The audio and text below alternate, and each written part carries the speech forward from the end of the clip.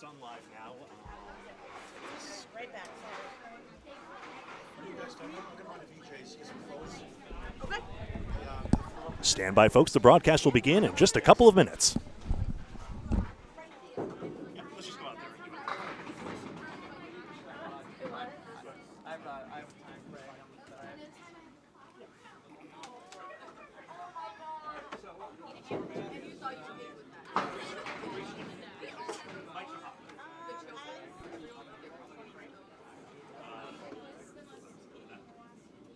Yeah, I'll do the intro and then we can just talk for a bit. Make it nice and easy. Nice and easy.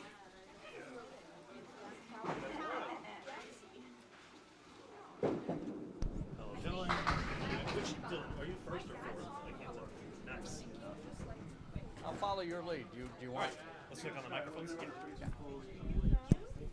Hello and welcome to Candlepins for Cancer, live from Academy Lanes here in Haverhill, Massachusetts, raising money for bowlers and their families in the fight against the costs of the disease. Donate or take part by going to candlepins4cancer.com. Introducing our two teams that will be competing today in our second Mixed-Up Graduates. Mixed-Up WOW versus Academy Grizzlies. And here alongside me, Mike Morin. My name is Greg Gouillart with Paul Grant in just a few minutes. Let's have the bowlers up on the lanes, if you please. I think we'll all be in camera shot here, but of course, technical specifics. Here, Dylan. Shall I nestle back here? Dylan, how's your league bowling been recently? Better than last year. I'm averaging a 111 right now currently. And That's why you're fourth. yeah, and just going out staying consistent. Very nice. Julia, how's your bowling been recently?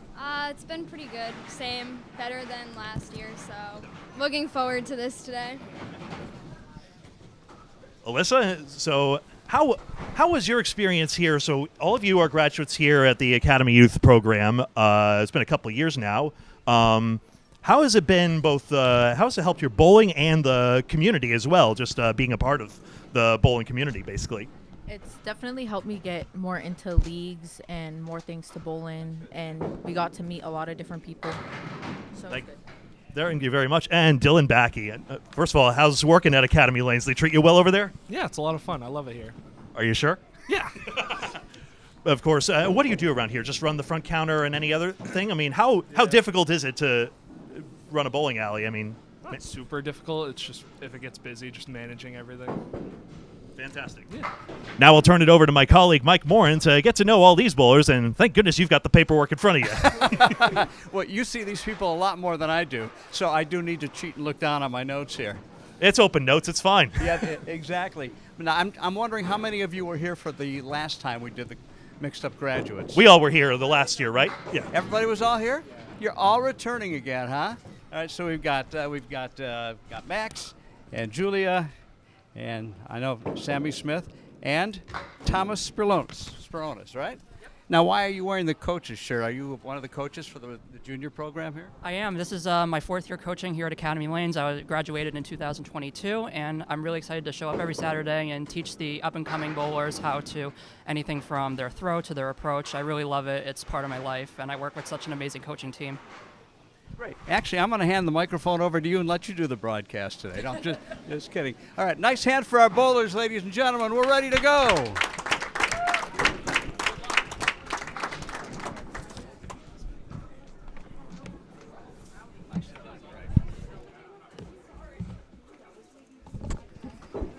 Give us a sec. We'll get started in just a moment. You can take it off practice, obviously. All right. Thanks for dealing with that with a bit of impromptu there. Paul Grant got a little sick at the moment right here. We think he'll be able to join us for part of the broadcast, Mike, but in the meantime, we're going to do the best we can because this is going to be a fun rematch, especially since we've got this handicap format as well. Well, you're the backup quarterback, but you're here every week, so I guess I kind of am. Well, hut hike. Let's get it going. We'll invite our first bowlers. That's Dylan Bakke and Thomas Sperounis. We'll do the thumbs up gesture and just let them know that we are good to go. All right, let's kill this microphone here. Yeah. That was mine. That's okay. There we go. The trials and tribulations of suddenly dropping from 3 people to 2. Yeah. some disagreeable takeout food, unfortunately, and that's the short of that. That's the diagnosis anyway. Thomas Sperounis gets a 9-pin drop and a strike. We'll give him a strike on that. Great start. The 4-pin was last to go. He is the coach, and he clearly loves that position, that role that he fulfills. It's basically paying it forward in a sense. Academy Lane's youth program we alluded to, one of the best in New England, and a lot of the pro bowlers as well taking part of it. I mean, what comes to mind is when we had the youth pro event as Dylan Bakke takes an 8. When we had the youth pro event, which was pros competing alongside the people actively in the youth program, some as young as in the single digits as well, of 8 years. The final 2 pros in there were Josh Daly and Aaron Fontaine, 2 of the best, and co-champion of the Academy Men's Worlds team. And just seeing them continue the sorts of programs that made them arguably successful as well is great to see. Well, there goes the 300 game that we were hoping to see from Tom today. Alas, we're not playing 9-pin. That was yesterday on Candlepin Corner. Just 3 pins taken away. Now third ball's coming up for each. Dylan Bakke has a current league average of 102. You're watching him on lane 3 right now. High single of 137. And a little bit of the wood in front was a roadblock, and Sperounis takes 9. Oh! Bakke darn near gets the same 10, but he'll take a 9 box, and that's 17 to his credit. So very good start from Mixed Up Wow, who is being spotted 28 pins due to the 90% handicap. Now a little pause here because they thought they were going to go 5 boxes at a time. So someone who works here. Oh wait, that's Dylan. We'll get that reset. Yeah, 5 is, I think, preferred. Everybody kind of gets in a groove if you have to stop after 2 and sit down for 10 minutes. So we're just waiting for the computer to be reprogrammed. So It'll go to the counter. So behind the scenes, Tony Levesque, who's another great Candlepin content creator, Tony the Magic Man, he's actually, who's watching today, he's just run over there to the counter across this 44-lane complex we call Academy Lanes. And he'll get that computer set. This is one of the great bowling centers that still remains, and there were so many great ones over the years, and the family has done a wonderful job keeping it going. All right. Are we back in business? Yep, they see the computers as well, and we're back at it. Sperounis takes out 7 pins, nicknamed Spumoni by Paul Grant. I finally had a dessert from my local Dino's Italian restaurant at his insistence. You'd never had Spumoni before that? Never had I ever. Triangle gets away. Got kind of a backup ball on that one, breaking from left to right. Nicely done. And that's very interesting you mentioned that because a lot of the bowlers, especially a number on Team Exeter Lanes, which featured a number of TV bowlers, Jeff Surrett, of course, from Stars and Strikes, which you were co-commentator on with Dick Lutz. And shares a birthday with. Oh, yes. Not the same year. For those that may be wondering. Yeah. February 27th. That's right. But also Dave Barber. Yeah, I'm here too. How many broadcasts do you think are going on right now across the country where the 2 guys sharing the microphones have the same birthday? I mean, there's that birthday paradox. Let's see if this 2-in-1 goes. Not like that. Tom Brady and Kevin Burkhardt, perhaps, on Fox football? Yeah, but I think it's if you have even – what's the cutoff for the number of people where it's more likely than not that 2 people share a birthday? It's a known thing. It's the birthday paradox. Honest to goodness. I didn't bring my Flintstones calculator today, so I can't really come up with a stat on that one for you, big That's guy. called the slide rule, right? Yes, exactly. 9 aside. Now, I'm sure that you didn't in grade school, as I did, learn how to use an abacus. That's how freaking old I am. Yeah. We're talking the late 50s. We had to learn how to use an abacus. Well, we've already slid 28 beans over to Mixed Up Wow because that's their handicap per string. Right. Based on their averages, they took 90% of that, and we're totaling that up. We can also see your chat comments. Good to see you, Beth, Eric, David Gowans. Always nice to see you, and Wayne Petty. Great fans of our stream. Thank you very much. Back, Sperounis, excuse me, and leaves just 5 more. A good half, though.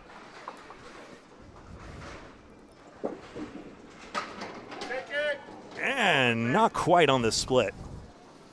4-7 bounced across to the other side, didn't take out the 10. But can gain 5 pins here. quite, but 51-42 for the side already being spotted pins. Spumoni coming up big in that first comparison. 3 strings total pinfall plus that 90% handicap, so that's 28 pins per string that Mixed Up Wow will receive. Now that the handicap gets added in at the end of the string, correct? That's right. It's been a while since I've been behind the mic with so you. So the 28's lit up here already, so Mixed Up Wow. So ahead by 9 plus that 28 handicap, and we'll add it on each and every time. Similar to how King of the Palace did it, which is another show you cameoed on at one point. King of the Palace, oh my. That's an oldie but a goodie. One of the more interesting bowling center settings I'd ever seen at the top of a hill. The stuff is still there, but unfortunately, obviously, after COVID. I drove by just down from the lanes here, the old DeBurrows Banquet Center. It's now condos, yet the DeBurrows sign is still out front. And I guess there's probably some blood relation between the owners of this bowling center, Josh DeBurrow, and the old function center across the street. 9-9 each. So this is Sammy Smith. She comes in with a league average of 90. High string at 134. Joe Smith, her uncle, was her initial inspiration to get and stay with bowling. Captain of the Academy 2 team in the Friday Night Pro League. Well, look at that. 7-pin is stubborn, doesn't go down.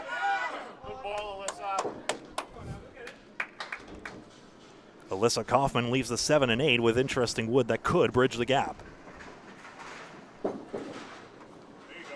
Yeah. Couldn't quite make it all the way to the far left side to take out the 7-pin. Catching the tip of the wood, and it goes over and takes out the 7 and the 8. Ball trampolines across just like that.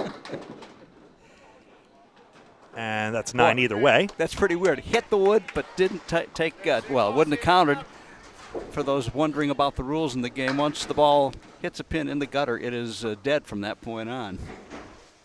Though what's interesting in the ICBA rules is if it's simultaneous, it's supposed to count, but Tony Levesque actually posted a video, interestingly, as long as we're mentioning our fellow content creator, where there was a close call.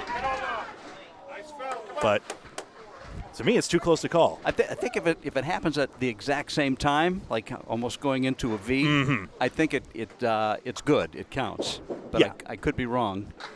That's how it's supposed to work anyway. Yeah. Goodness, Smith takes 4 pins, but not the 3. Academy Grizzlies won the last showdown between these two teams. I love their shirts. That was scratch basis, but this time we're going handicap, so anybody can take it down. As I recall, it was pretty close, too. This was, what, about a year ago that we did the last Crazy Mixed-Up Graduates? Had some big scores there as well, right here at Academy Lanes.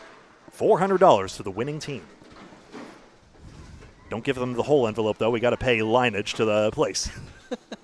I have an honest confession. I thought it was called lineage for the longest time. The fee you have to pay for the bowling, obviously. Nobody would have known the difference. Well, not if I'm the one explaining it. All right, so there we have identical leaves, which is pretty rare, especially when it's a 3-pin drop for both bowlers. Still recalling the last time I saw the inverse leaves, where I call them puzzle pieces when one fits into the other. You leave what the other guy left. And that pin just went in the gap for Kaufman, and that's why she's still got 5 left. Candlepins for Cancer is a 501c3 charity by bowlers for bowlers, and that's the reason we're doing this. Now $106,000 given to bowlers and their families thanks to this charity and all the efforts of Paul Grant, who's under the weather at the moment. Probably from all the work he does, you know, it's incredible. He is like the greatest Energizer bunny we know. Well, I was going to say the last I heard is he actually got some sleep in October. But nothing since. I don't know if that's true or not. Ain't that the way? He is fun to be around, though. Kaufman's got a 9-pin back there and a chance here as Academy Grizzlies tries to overcome the handicap they've been spotted against. Yeah, that's about right. Yeah, I got about 3 hours of sleep, he would say. No sleep for the weary. I've never seen him being sick, and he is clearly ill today. And I was like, that's not Paul Grant, is it? I didn't even know that was possible. I told him, careful, you'll burn yourself out. I didn't think it was actually possible, though. He won't be the first one to have done that. Smith nearly took out the 10 with that rolling piece of wood, but it'll be 9 versus 7 in this case. No, 9 versus 8, excuse me.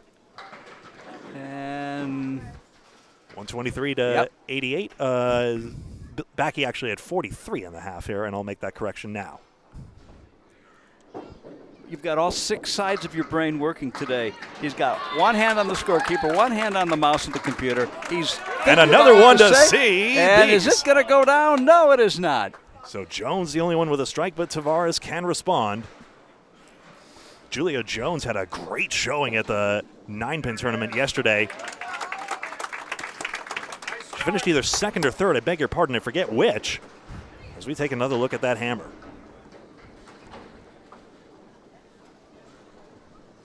Just on the head pin, and then the sidewall action takes out the 6, 9, 10.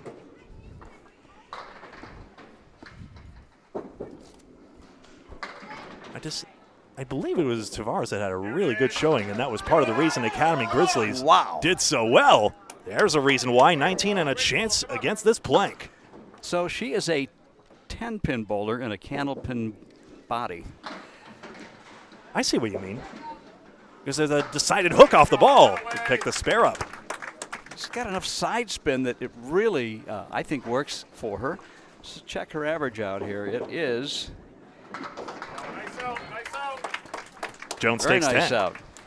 Yeah, 106 average. Not surprising. She'd be one of the higher average bowlers in our tournament today, our 3-string tournament. Candlepins for Cancer.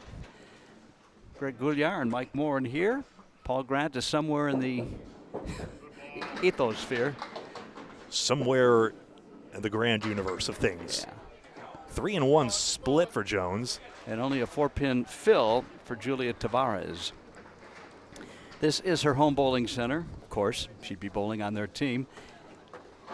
Probably all these kids, this is their home center, right? At least one of them. There's no interlopers. Oh, just missing the head pin. Well, I think there was one where, we made a whole ado last year where one bowler didn't technically graduate the program, but, you know, if you get a lot out of it, didn't you? Oh, beautiful shot. Wow. There's the 10, nicely trampolined off the wood. Made it on the inside. So, completed it in spirit. We'll call it an honorary degree. There's a 9 box. And a 4-pin difference between Julia and Julia. Is it worth the paper that's printed on? Your mileage may vary. So hey, how is it we have 2 Julias and 2 Dylans? Was that some kind of a producer decision, or? It was designed to piss off the producers on purpose. I think you'll find. That's 5 pins taken. 6 pins taken out. That 9 pin is obscured for me, but it's gone. So there you go. Yeah. Oops. A little too far to the right, leaving a bunch and the 7 on the left. Missing the object pin, and the 1, 7 remain. So these bowlers are still very, very close, Julia and Julia. And just a 6 for Jones. So Tavares and Jones. There's that 8. So a couple of marks. Basically, Tavares still ahead by the bonuses. Keeping track of the statistics as well. Those center stripes is what Paul always calls follow the yellow brick road. Yellow indicating a good headpin hit and red indicating a headpin split. That's the Cubica equipment, which Eric mentions that Woburn Bowladrome has ordered Cubica equipment. He's from the area. I trust him on this. They're reopening? Maybe. That place has been closed for a few years, but the rumors have always been around that they'd reopen, but you know, until I see it, I'm not going to believe it. Obviously, it sold ownership a few years ago, as we know. Chance here, 6-10 goes. Tavares, a 3-mark half. Nice. Her high single, Julia Tavares, is 152. Not too shabby at all. Both these ladies having decent halves. 6.5, technically reachable. We're going to work our way down to the anchor bowlers right now, and both these guys are fire bowlers. Love watching them. Dylan Moore and Maxx Levesque. Yes, Max with 2 X's. No wonder Tony's here. Proud father. MBA, of course, representing the Massachusetts Bowling Association. John Pumphrey, president of that, and owner of Webster Timber Lanes in Abington. One of the great, again, one of the great men in the game of bowling. And remind us your experience, Mike Morin. It was years ago, of course, but you were on the board of directors. I was not. I was the. We're talking back in the '80s. I was the recording secretary. So I would attend various board meetings, take notes. I would also be in charge of the quarterly newsletter that went out to the owners of bowling centers, and there was a lot of them back in the '80s. That's Beautiful. a 10 box and Wow. a dandy for Levesque. Every pin, you never know which one will be the winner. But I had no idea that, that would eventually lead to doing Candlepin Stars and Strikes and Candlepins for Dollars, and of course working with you this afternoon on our fabulous broadcast, helping to raise money for Candlepins for Cancer. And what'd you say, $106,000? $106,000. Well, when you think about it, I mean, this is not, 10 grand every time we open the lanes. This is dribs and drabs and people that are really passionate or have family members that have required help. And what happens is you tell us that your family needs some help, and goes through the guy that runs this, and he makes a delivery of some cash. None other than Hall of Famer Al Johnson. Al Johnson. Paul Grant makes these calls as well, of course. What are the great characters in this game? Just the 9 and 10 for more. But both of them, I would argue, as well. I mean, Al Johnson was, I think he was a pretty resolute, silent man on the lanes mostly, if the sense I get, although I never bowled a league alongside him, obviously. But, yeah, right. Off the lanes, quite a character. A lot of stories about all his enterprising pursuits, and obviously Candlepins for Cancer. Just starting this charity, making the connections with the state of New Hampshire also helps the charity, along with all of you out there as well. It takes a personality like his to engage people that may not be familiar with the game, but almost everybody knows someone who's had a connection to cancer, either themselves or a family member or friend. So that's his story in 25 words or less. The great Al Johnson from out in Central Mass, Western Mass. He has great stories about Charlie Jutras that he shared with me for the book that I did, Lunch with Tommy and Station. And still copies available, as I understand, so it's gone through multiple printings. There are. It's in its second printing, which, the first printing was 10, so, what can you say? But there's a 10 right there, as a matter of fact, as Moore gets that wood from behind with the scorpion tail kick, as I call it. Well, the male bowlers, the anchors, are just 3 pins apart. Neither of them, just one spare between the 6 boxes rolled so far between them. Maxx is such a fiery delivery, of course, has that real head bob at the end as well. Whoops. That's off the rubber foul line, 5-7. That's what's called a skip lob, but it is legal. Even if the ball lands beyond the lob line, out just a little bit from the foul line, it's still a legal shot. And Wood stops shy of the 7 for Levesque. I didn't grow up around here. I kind of wish that I had in some ways, that I would have gotten to start the game a lot earlier in my life, and, Michigan just a little bit out of the way. Just a bit. Although you can find a Candlepin Bowling Center down near Cincinnati. There was a bowling center in the middle of the country that had granite lanes. I think it was in one of the Dakotas. Wow. Black granite lanes, if you can believe that. Why? It's like the Martians came down and delivered it from out in space somewhere. He just 8. Moore went aggressively for the wood there. That's what you got to do with the 7-10. So 28 pins Mixed Up Wow started with, and they've actually grown the lead to 30 right now in just this first half. So currently, although there's that spare up, you can see that yellow smudge to the right of Academy Grizzlies' name on the scoreboard here. That indicates a spare up for Tavares. Levesque will try to get one here. That had strike written all over it. 4-7 remains. He'll have some wood perhaps frozen to the 4-pin. Well, look at, they're still falling. Wow. There is no time clock, by the way. I can't believe that. I can't believe that fell that late. I mean, we are used to late pin action, but I've never seen it quite go like that here. There was enough momentum and perhaps a pin that isn't as perfectly flat as it might want to be. Maybe. Chance missed. I mean, if once a pin leans 8% or more, it's down. But 8 degrees. I'm sorry, 8 degrees. Geometrically, of course. Geometrically, yes. See if we can solve the trig equation here. Yes, that's 10. All right, approaching the end of the first half of string number 1. A 9-box for Moore in the end as he works out that split. Let's go back to the top here and have a recap of what we've seen in just those first 5 boxes.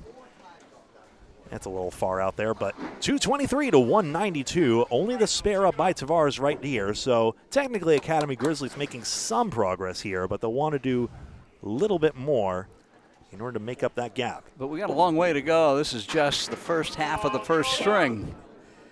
Pins can explode and you at least expect them to. Bakke might have something to say about that. Teams switching lanes from 4 to 3, 3 to 4, and lots of frozen wood to help that shot. Thickly settled wood, but nobody outside of Massachusetts knows what that means. Thickly settled. I didn't know. I never heard that till I moved here. A very dense residential neighborhood, usually on cautionary signs. Sperounis needs an out here. Otherwise, he risks giving away 2 marks. Oh, actually, he has thrown his 3rd ball. Excuse me. That's that.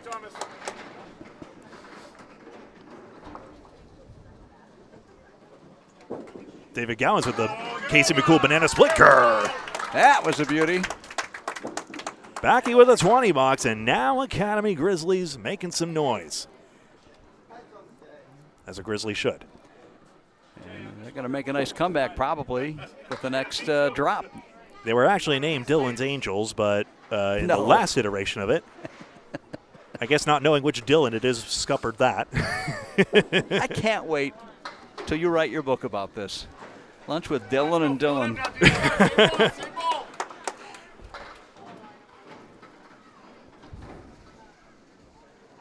So another 5 pins gained on the spot, and now suddenly we're seeing the lead actually swing over to Academy Grizzlies. Just like that, 2 boxes. And that's the importance of the 3rd ball in addition to the flashy bits that we're all seeing right now.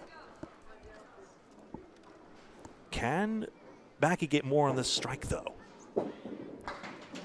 No, just 3. Look at this. Sperounis rang around the 6-10, got a little piece of the 6, but at least is ahead in the pinning department this time around and actually might gain. So just like that. Well, that was a good finish, leaving just 2 after having 7 still standing. So in the end, Bakke does gain those 2 marks in effect. So 6 pins minus the Tavares spare, and now we've got a virtual tie in just that span. That's mashed in there, but 4-7 is all that's left.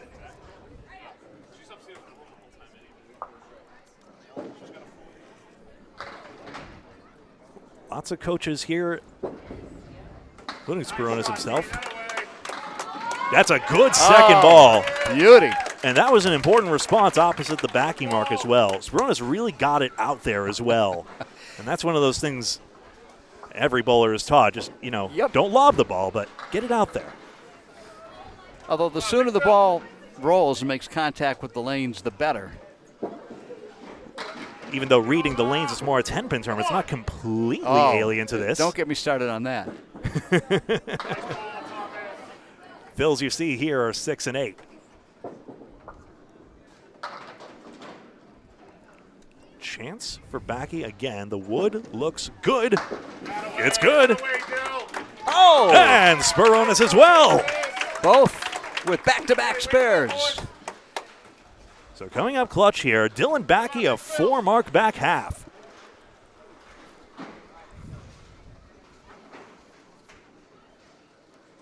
I almost don't want to take the commercial break after this. I'm having too much fun here.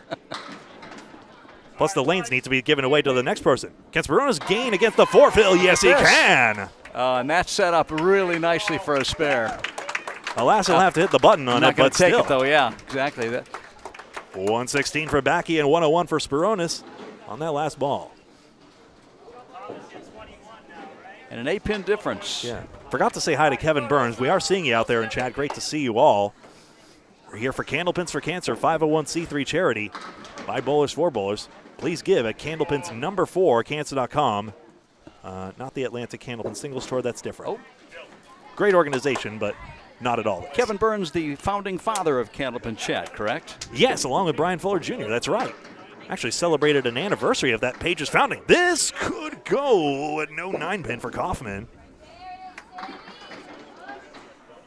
Smith throws a steady, deliberate ball like her uncle, in fact, though turning in the opposite direction. Kaufman takes 10. One thing I like about Alyssa is her favorite dessert is chocolate fondue. Oh, that's so good. I would camp that fountain. Smith takes 10. Yeah, give me a lobster tail and some chocolate fondue. Yes, please. Diamond took its sweet time, but there it goes. Thank you. 8 pins minus the Tavares nice spare. Shot. Thought the 5 would go with a pretty direct hit from Kaufman. It was the bowler's idea to do this handicap format, and it's keeping it very close right now. Really? All right. Well, it's only fair because they did scratch the last time. There's a lot of average disparity between the top and the bottom. Although I didn't really add up the averages as teams. They're probably fairly close, obviously, with the minimal amount of handicap. That's the basic of doing a handicap thing. Obviously, eventually, scratch dominance is what wins you the so-called major tournaments, which we've, by consensus, agreed on. You know, men's worlds, mixed and women's worlds. Arguably the Easter Classic as well, I would say, out of Leda Lanes. Have we ever heard if the Easter Classic will return to a different site now that Leda Lanes is becoming an emergency care center? Yeah. Calvin Locke could have needed that for his hand, but no, Leda Lanes' whereabouts are unknown at the moment, though I know work has been done at points in time. There was a record on the state records of a serious inquiry put in at one point. I don't know if there's anything concrete beyond that, but I know efforts are being made. As for Easter Classic, the annual 20-string competition, you know, of course I'm telling the folks, but you probably want to put that one to bed, though. I mean, it's so identified with Leda Lanes. Come up with new branding or something if a new bowling center wants to take it. Maybe so. The format? To the point of what you're saying, the bowler said, I love the notion of bowling on 20. I love the notion of bowling 20 games in a day. I will only do it if it's on Easter, if it's Leda. Or somehow involving the Howards or formerly the Seminoles. It was around, 35 years? I think the first one was, I want to say 1989. Yes. And Gary Carrington. Gary Carrington, the first winner there. 9 versus 5 for Kaufman, gaining 4 more, and Academy Grizzlies now can arguably claim they have the lead. 1, 2, and 3. And we saw things change in the 3 boxes. It could easily change right back. Smith, 4, 6, 7. So an easier chance here for Alyssa. Is the wood coming back? Oh. Get over. It was on the way going down. The pin spun around it and stood it right back up.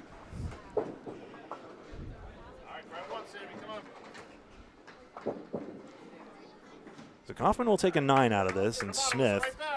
We'll take a look at the statistics in just a moment here.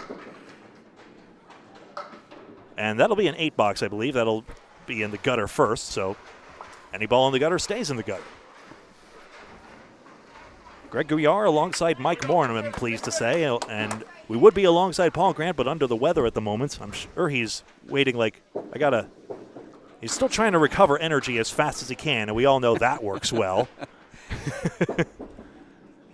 He needs to take some much-deserved 2 hours off. The most time he's had off since he was a teenager, probably, because he is the ever-ready bunny. Energizer bunny. That's and it. ever-ready, too. That's a different battery, though, isn't it? Now I'm thinking of Everfresh grocery bags. Jeez. Look at this. Does that go? Oh. That was a heck of a try for Sammy Smith. I'm stumped why that didn't go into the 5. Looked like it would hit her pocket and everything, but maybe it glanced away at the last moment. That's the fun of this game and the frustration, the wood. And a lot of people get the wrong idea. You know, they see the comments, especially on the Candlepin for Kids show. One went viral, but unfortunately it gets the wrong idea across at times where people think, oh, why would you play with the junk? That's stupid. But it turns it into a much more interesting game of physics as well. It can't be a bowler, a Candlepin bowler, that would make that comment. That's the nature of the game since 1880. Well, yes, we get it. We get it. So are you talking about somebody that watches it in Topeka, Kansas? And I'm internet commenters, which, you know, always the peak of intellectualism. Hey, spare! What a shot! If you don't love that, don't bother. Jones just ate 8 down, 2 to go. So Julia Tavares, again, coming up big for the Grizzlies. And maybe, again, the reason they might win this showdown. But, of course, we're only through one string of 3. She's very athletic, and you could just see it in her bowling. She plays or has played varsity volleyball, varsity basketball, softball, club volleyball, and, of course, Candlepin Bowling. Currently, she just plays club volleyball and, Candlepin Bowling, as we're seeing her excel today. Yeah, there's a nice fill. And she'll see if she can use the wood that's to the left of the 5 and the 8. And triangle number 6 for Jones. That's gonna be tough. Will that wood stay on the deck and provide a little help? I would say yes, if it's frozen, which it is not. It's still moving. Get that curve across, Oh, yes! there it is. That's the way to play it. She is giving a clinic on spare making today. Good afternoon, everybody, and welcome to the Julia Tavares Show. Violin bow goes between the 6 and 10 as yet more money goes into the Candlepins for Cancer jar. Whoop. Mike, don't strangle him. No. Do you want to sit or do you want to stand? I'll stand, so go ahead and have a seat. Plus, there's more chairs back here anyway. Jones takes 10. Oh, yeah. Paul wants to say words. Hey, guys, how you doing? Paul has returned. Oh, we're fine, thanks. How are you? Under the weather. No kidding. I'm sick all night, so. Well, I'd like to welcome you to the Julia Tavares Show. She's ended up much. with a 5-pin drop here, but maybe, who knows, with her all, it might work out. Did you just drop something else in the bin, Paul, by any chance? Oh, just receipts. I see. That makes sense. I see a check in there for $500. Yes, Jay Smith, Fenway Paint, just gave us a check for $500. That was a pleasant surprise. Wow. How about that? Let's see if we can get Jay over here. Jones has a chance here to take this wood into the 10. Doesn't work out. Yep. We're talking about how $106,000 to date, has kind of comes in dribs and drabs compared to some charities that work on millions. Then you have somebody drop $500 in, and that can move the needle. Oh, yeah. That's one family alone. It helps. Yeah. Exactly. Yeah, exactly. Paul, the awards, I was trying to explain it earlier, they're in amounts of 500 generally? Usually. Sometimes 1,000. It depends on the situation. Usually 500. Okay. All right. We've given people several times, too. Helped them 2 or 3 times, too, at times. And how do people get in touch to take advantage of the they can hold generosity? myself or Al, the local polling center. Yep. Okay. They can do it on the Candlepins4Cancer.com website. We like to screen people first to see, make sure they're legit. There are scammers out there, so we're aware of that. Has somebody actually tried to scam? Yeah, I shut them down. Yeah. So usually they go through me or the There's polling always center. someone, isn't there? Yeah. That's why you just got to focus on the good. Yep, absolutely. It's easy to focus on the negative. There's plenty of that out there, plenty of both, but the good is a lot more fun to talk about. Yeah. I haven't been this sick in so long. I get colds, but this is stomach bugs. I don't get those too often, very rarely. Bad timing. I haven't had that since the early 90s, so if I go home and have it, I'm coming after you. It's like every 5 years or so. No. We said no litigation today. No, that's right. You promised. We're in a no litigation zone. Tavares again, strike! Wow. 125 plus for Julia Tavares. Like we said, she is putting on a clinic today. And last time we covered it, she ended with a 3 bucks, the last box of the match. She was frustrated, but she bowled pretty good that day overall. She's got a 107. No, I'm sorry, I'm looking at the wrong sheet here. 106 average. I'm still in disbelief. You read it correctly, but I'm still in disbelief. I know, I'm thinking, no, that can't be right.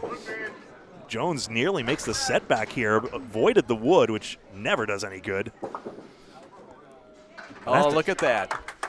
The winner of this match takes on Devin Cloyd's team in the spring. We're going to do it twice a year going forward. Oh, okay. And I want to give Dylan Bakke, the Mixed-Up Graduates, they did 2 football squares for Patriots games, $500 each. It was $1,000. And to help pay for Mike's salary here. No. Right. No, seriously. But and then we just got a $500 check today. And we got Thomas Sperounis give us a check of $125 for his fundraising effort. Good man. So it's good to see. Yeah, all the kids fundraise and it for this. teaches them the outward focus, not about themselves. So good way to put it. The fill is 7-132 for Tavares. And the gap has widened out of 24 pins. Good for her. Good for her. Mixed Up Wow will be spotted 28 pins more, but that means Academy Grizzlies are doing everything right. Each of the 3 strings, this is the first of 3. Levesque and Morin. And Dylan Bakke had a good string too, 116. That's scratch, right? 116? 116. Yeah, Dylan Bakke's It is, 116 yep. scratch. That's right. The handicap is added down there, so the 360 in the bottom right corner of Mixed Up Wow in our in-house scoreboard. That's there. Last year they had a 50-pin lead. It was called the Dylan's Angels last year, now Academy Grizzlies. They had a 50-pin lead early in the match, and they cut it to 3 at one point. And got down to the last couple of boxes. I remember having a ton of fun with that. Hey, this is $25 if it goes, but no. We give $25? The former Spread Eagle Productions, Wow. ever since we got 5,000 subscribers here on Candlepin Bowling Is Network. that right? I love it. Bob Lee's idea to do Only that. if me, Greg, and Bob stream it. Yeah. Without wood. That'd be a clean Spread Eagle. Bob wants to expand that, but we haven't officially announced So that how yet. many times have you seen that or given the money away? 3 times. 3 times. I've only made it once in my life. Of course, And dreams don't count either. No, no. Jim Nestor, Vanessa Huff, and Alex Dellis. See, no wonder you guys don't have notes. You just have these photographic memories of every box you've ever covered in this game. I hate you. Yeah, I have more facts. Just talk to me in a half hour. When you get to be my age, oh, hello. Moore gets a strike. And Mike, we have new T-shirts, and what do you say about that? It's Bombs Away, baby. I like that, yeah. Kim Baker makes those shirts now, the Campus Cancer shirts. And I can't believe Bombs how Away much shirts. merch you have. Wow, was so yesterday. Every time I see you guys, you've got like 5 more new products. Yeah, the folding table keeps expanding. We'll have to have one of those loose leaves like at dining room tables. And that's without you buying one, too. Levesque spares in response to the strike of Moore. So 25 pins up for Academy Grizzlies. And for most of the day, it's only been like a mark or less difference. That's right. It seemed stagnant for the longest time, but the Grizzlies finding the range here. Oops, that one got away. I was supposed to have a match earlier, Tim. One after, Whoa. though. I'll be able to do those, obviously, now. Mike, that pin only wilted by 7 degrees. Too bad. How much is that in Celsius? Shut up, I Calvin. was explaining earlier when you weren't here that if a pin leans 8 degrees off axis, then it falls. That's too deep for me. Whether it's Garland or All American products, I think both Exeter Lanes and Metro Bowl. I'm not sure which pins Metro Bowl bought, but they're new. Like Exeter Lanes, I'm more sure of that. New pins are so hard. Max Yeah. Levesque had a 153 last year in the first string, and they still lost. They had a lot of bad luck down the stretch in that third string last year. Mixed Up Wow. 29 pins. Plus this from Moore, just 4. He was terrific last year, too, Dylan Moore. Levesque's got a It was better so much chance here. fun. It wasn't here, was it? It was Crazy. a Portsmouth. That's what I thought, yeah. That's right. It'll be here going forward, though. Including one in the spring, like 2026, and back in December. I didn't see 2026 Ted also. DeBro. Is he here today? He'll be at later tonight. The leagues. Guys, got to get some time off. Wayne Petty mentioning in chat, if Channel 5 and Channel 50 were bowling's golden age, as the Morin book says in the title, the subtitle, might the streaming era become a second golden age? Maybe. Remains to be seen. I think it's going the right direction here. Just a lot of bigger market forces as well, even though I think the enthusiasm for the game is undoubtedly higher. And the technology that you guys have all done, I mean, it's such a pleasure to watch. And I don't know who gets credit for all the creative, video. That wouldn't be me. That would be you, right? I mean, I'm playing kid picks with a little bit of this, but Al Johnson's help, especially with the better cameras we have, I mean, that's a Candlepins for Cancer help. Promotional expense, and, that goodwill goes back into the game, then more funding for the charity. But if it's more watchable, then you got more eyeballs and hopefully some more money for Candlepins for Absolutely. Cancer. Yeah. Definitely an investment. The goal of Candlepins Cancer is to promote Candlepin Bowling, which helps promote our charity, like United Way does for the NFL. Yeah. We do the same thing. Exactly. Win-win, as they say. Moore a chance to win himself a third mark here in the back half and extend the Grizzlies' lead more. Levesque's baby split isn't that much worse. Got it. Man, you almost drilled that pin through the curtain. I love when the pin just jumps straight up, that you've nailed it dead nuts. All over it, as Jordan Britton would say on Candlepin Skins. How would you know about that, Mike? You never had a pin like that, did you? Not for about 40 years. Wow. There was a time, Paul, believe it or not. You should watch that Riverwalk Review. I did an interview with Mark Ritchie 2.5 weeks ago. Riverwalk Review is really good about the history of Riverwalk and the golden age. Oh, is that right? Yep. All right, that's the end of string number 1. Taking a look here, 444 to 413, and we'll be right back with string number 2 in some number of minutes. I'll take the audio timeout, but we'll just go right into it, actually. Might as well. Just keep it rolling. Keep it rolling.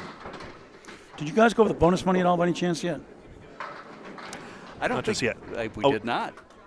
Oh, you know what? It was more spared, and I completely missed that. Nice going, Gregory. Let's do this properly. That was a whopper. Spare 5, 109 for Dylan Moore. He can go, right? And the score is 449 to 413. We'll be right back with string number 2 in a number of minutes. Hold on. And then, yeah, let's just keep it rolling. I'm just going to do this little zhuzhing on my scoreboard here. Yoink. So for those at home, you see how the sausage is made. Exactly. But that's the informality of bowling in general. That's what I love about it. Yeah. Little loosey-goosey on the stream, but, you know, it's different. Old legacy media rules don't apply to us. So we'll call it the copper age of Candlepin bowling. Hey, nah, we all gold, maybe even platinum. Welcome back. String number 2 of 3 set to begin here at Academy Lanes in Haverhill, Massachusetts. Academy Grizzlies up 36 pins, but we're spotting 28 pins more for Mixed Up Wow. And we'll get that scoreboard properly into view here, and then we'll send them on their way. Would you point at the bowlers intentionally so that we get them? All right. There we go.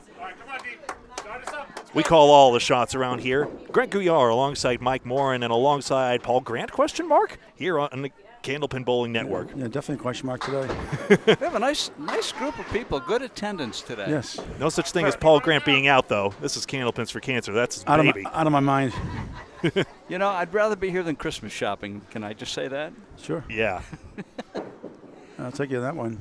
Bit of traffic in the middle of Bakke's rack here, but oh, he's got this one. Whoa. He hit the backwood, and the ball came back for the head pin. No, I wouldn't be here for today, but with an event like this, I couldn't not miss this. Sperounis does well to manage 7 out of this, but let's see what the heck happens here on this instant replay. Where's the ball go? Oh, I see it just landed in the gutter. Bakke takes a 5-fill. We're on a 7. Come on, go get it. Will he use the wood? Yeah, that's an interesting one. The wood's not always a gimme in this game. No, it's not. If you can get the snap across the lane, you might have had a little luck with it. Let's see if he does. He probably will this time around. Got to try it, right? And it would, well, the way he hit it, it would not have made a difference. So in that first string, marks were 15-6 for the Grizzlies, and they left 14 fewer pins on the plate as well. Head pin accuracy pretty close, 26-20 actually. So head pins aren't the end all be all in this game. It's ball 2 that's the big one. So perfect into the pocket, the 1-3 pocket, still leaving the 5-8 and the 10 with some hopefully helpful wood for Coach Sperounis. Bakke's got this one for the spare. Was he trying to cap it, or did he just miss it that much that it looked like he was trying to cap it as opposed to slide it over? It was a surprise to me. I thought we would have gone red line on this one. Now gets it out there. Well, and there we go. It's kind of split the difference there. Capped it and slid it over. But there's the spare and a 10.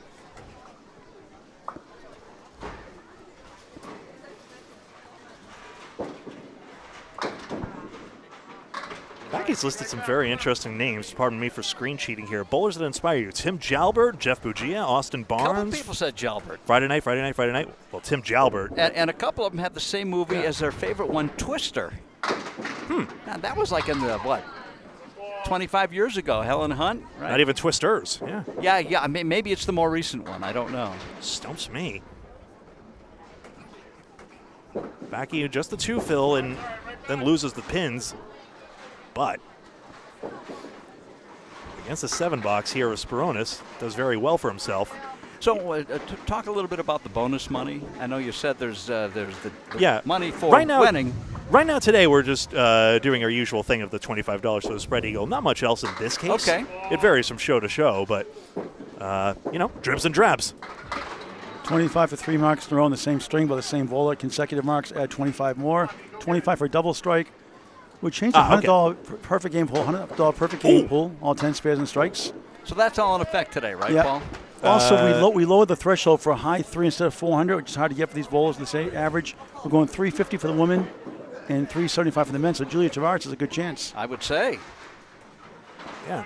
And the strike challenge at the end. That's a gain of 4 pins, and yeah, that should be fair and a spare, I think, unless he trampolined that off the wood. It's currently in the scoreboard as a spare. No, that's clearly off the gutter wood. What am I talking about? But this is kind of like the Candlepin New Generation for the kids, this show here today. And we're going to do this twice a year going forward.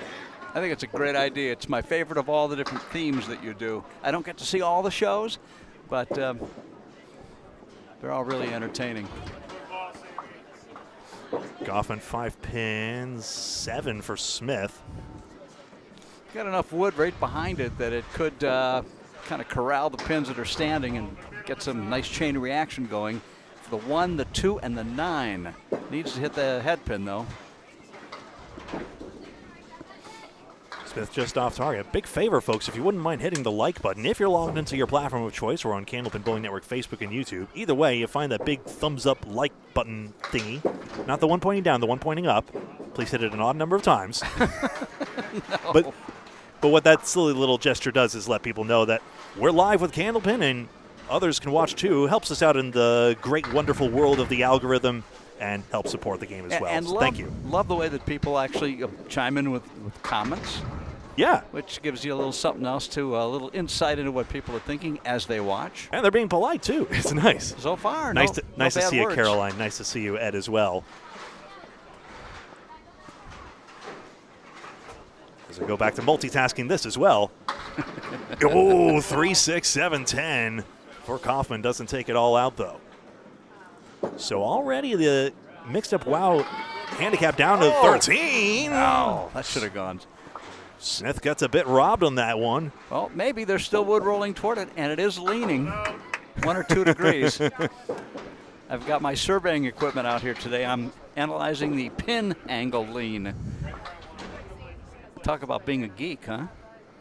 You're not the only one, Greg. Oh, man. Geometry was always my worst subject. I'm good at the other numbers thing. Mine too. Oh. Paul and I are numbers guys. I will say that much, but yeah. I kind of am too. You know where you stand at the end of the day. These guys are mixed-up graduates, of course, so we're not going to ask them favorite subject in school. They're a little old for that. You're thinking of the Youth Pro event, which the CBA put on here, of kids bowling alongside the pros. That was a ton of fun as well. I bought their favorite candy bars again for each of them. I see. Oh, it's Sky Bars? Not the, no one asked for Sky Bar except for you. Oh, really? And me. Oh, yeah. Went for the kids. Oh, look at this. And no. She turns around. What? All right, just hit that baby right in the middle. You got about a 15-inch or something like that range, 12-inch. Otherwise, Kaufman's got a chance to gain. Look at that. No wood needed. Get back there. Ooh, 4-pin gain for the Grizzlies. Academy lanes here in Haverhill, Massachusetts. 44, formerly 48 lanes under one roof, arguably 3 roofs. Roofs? Anyway, where does Michigan land on that roof? Roof. Yes. But yes, ton of fun. There's glow bowling going on in the middle room, and then with the green room on the far right side, nearby Pub 125. All right, so all the interesting things that you and Paul have put together as the information about the bowlers. Paul gets the credit for that mostly, the bios. Sammy Smith, I hope she brought her ukulele today. She plays the ukulele as one of her hobbies. Ukulele featured on NPR recently. It's an instrument that's impossible to feel upset while playing. It's just such a happy, charming tone quality about it. Really? Got to cradle it up to your chest to play it properly, too. I didn't hear that. One of many. Got a $7 here. If Tony Levesque is doing a guest cameo, that might. Are we doing this? Are you hired? I mean, for a little bit. I want to be a parent more than anything. Well, welcome into the booth, Tony Levesque. Tony the Magic Man on TikTok and YouTube, yes? Yeah, for sure. Nice to see you as well, and of course, father of Maxx as well. The Magic Man. Now explain that to me, because are you a magician on the side, or? No, not even a little bit, no. Oh, okay. So I also play the game Magic the Gathering quite a bit, and I'm pretty good at it. So I had a podcast for a while, and Paul just gave me the name. That's how Paul is. Paul does give nicknames, yes. Yes, He to gives everybody. and gives and gives. Including the Spumoni nickname for Thomas Sperounis. That was low-hanging fruit. Come on. Hey. Nice shot. Nice shot. There's a 10 for Kaufman, so Smith will have to gain So for I Maxx's can ask team. you, why 2 X's on Max's name? We always like interesting names. Okay. And I wanted triple X, but the wife would not allow that. Seriously? She said 2 is enough, so we kind of split the difference. But it's interesting that those are Candlepin symbols. Well, bowling in general, too. I don't know if that had anything to do with it. It had nothing to do with it at the time. Okay. No. I just thought it would be cool. And, No, it we is. settled It on is 2. cool. We settled on 2. And maybe Mike's manifesting a double strike here. Who knows? Well, actually manifesting a $20 if we want it. 2 10s if you want to be technical. Yeah. But 3 X's. I know. It would have been a great But, nickname, too. Think about some of the mail you'd start getting, I triple know. X. Max. That was her point, too. That was her point. I think it's good you listened to your wife that time. Jones right? gets it to go. Which I'm sure you always do. I always listen to the wife. You're a She's good husband. way smarter than me. He says all the right things, ladies and gentlemen. That's why he's on the headphones today. Well, really appreciate you taking the time here. So you're a Magic the Gathering player. What's your favorite color? Red, green, white, blue, or black? I am a green-black player for the most part. I'm Golgari. I like big creatures, and I like to kill my opponent's creatures. Excellent. Wow. That's totally way out of my purview. I know nothing about these games you're talking about.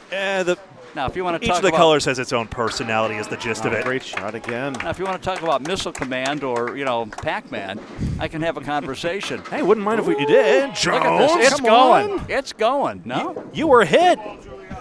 Julia Tavares has been on fire today. She is so good. Boy, she is.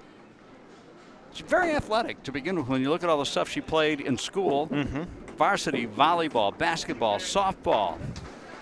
Yeah, she was always doing stuff. I helped coach her a couple years ago. Oh, you did? Yeah, I was part of the coaching staff here at Academy Lanes, and she was always busy doing stuff. Her hand-eye coordination is exceptional. Must be. So how long?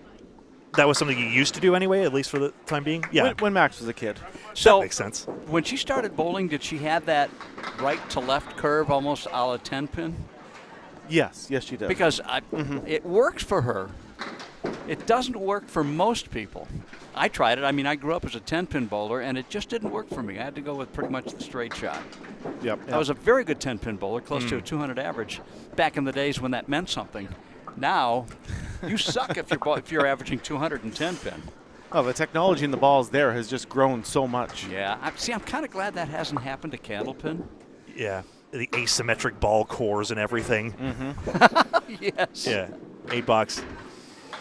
I mean, there was a time when some of those shows on TV on 10-pin, they were using gold pins. People were shouting while the bowlers were addressing the pins. Oh yeah, they wow. were. Yeah. And that didn't last real long. Kind of understand why. The only, I mean, it reminds me of Bayside Bowl in the state of Maine. Now, there's an atmosphere where they're just chanting all the way through pretty much. Yeah. Have you been there for one of the PBA visits? Never have I ever. I know Mike Sweeney at Wolfman 12395 has brought a candlepin or two there. Tavares, Kel Surprise, Well, she's got another spare. So the Big 20 hosted a little bowling party one night with the PBA bowlers, and I happened to be there. So I got to bowl with a lot of the bowlers that you see on TV all the time. And one person who I got to know really well, it was Marshall Holman. So he loved the Candlepin Bowling book, because when he would come and visit and tour the country, he would go to Keene and bowl Candlepins because he had a girlfriend who lived in Hillsborough. So he said, I was able to walk in there. Nobody knew who I was. Because he was like, a lemon drop. Uh-oh. That's $5 for Candlepins or Cancer. Paul I got to Grant's do looking the for his thing. dollar. He would. It's Candlepins for cancer. I don't do it other times like a bowler's just like, shut up. I know I did. I know. But here we're going to make a big stink about it because those little dollars make a big difference. Oh, boy, she's got such great accuracy with that curve. Yeah. One more thought about that.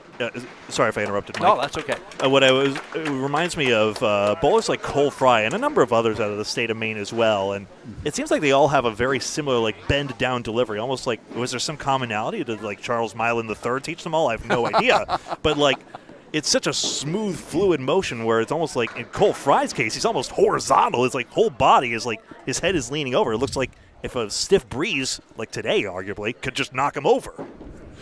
I tell you, the smoothest ball of anybody in the Candlepin bowling that I've ever seen is Jackie Ray. I don't know if you're familiar with him. Mr. 10 Marks on Channel 5. I remember that. God, it's like he's bowling on glass. You never hear the ball touch the lane.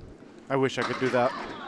Though I am reminded, Tony, you posted a montage of Exeter bowlers, and that struck me as well of just like, yeah, I've seen these guys bowl for a while, but it just strikes me how fluid their motion is as well.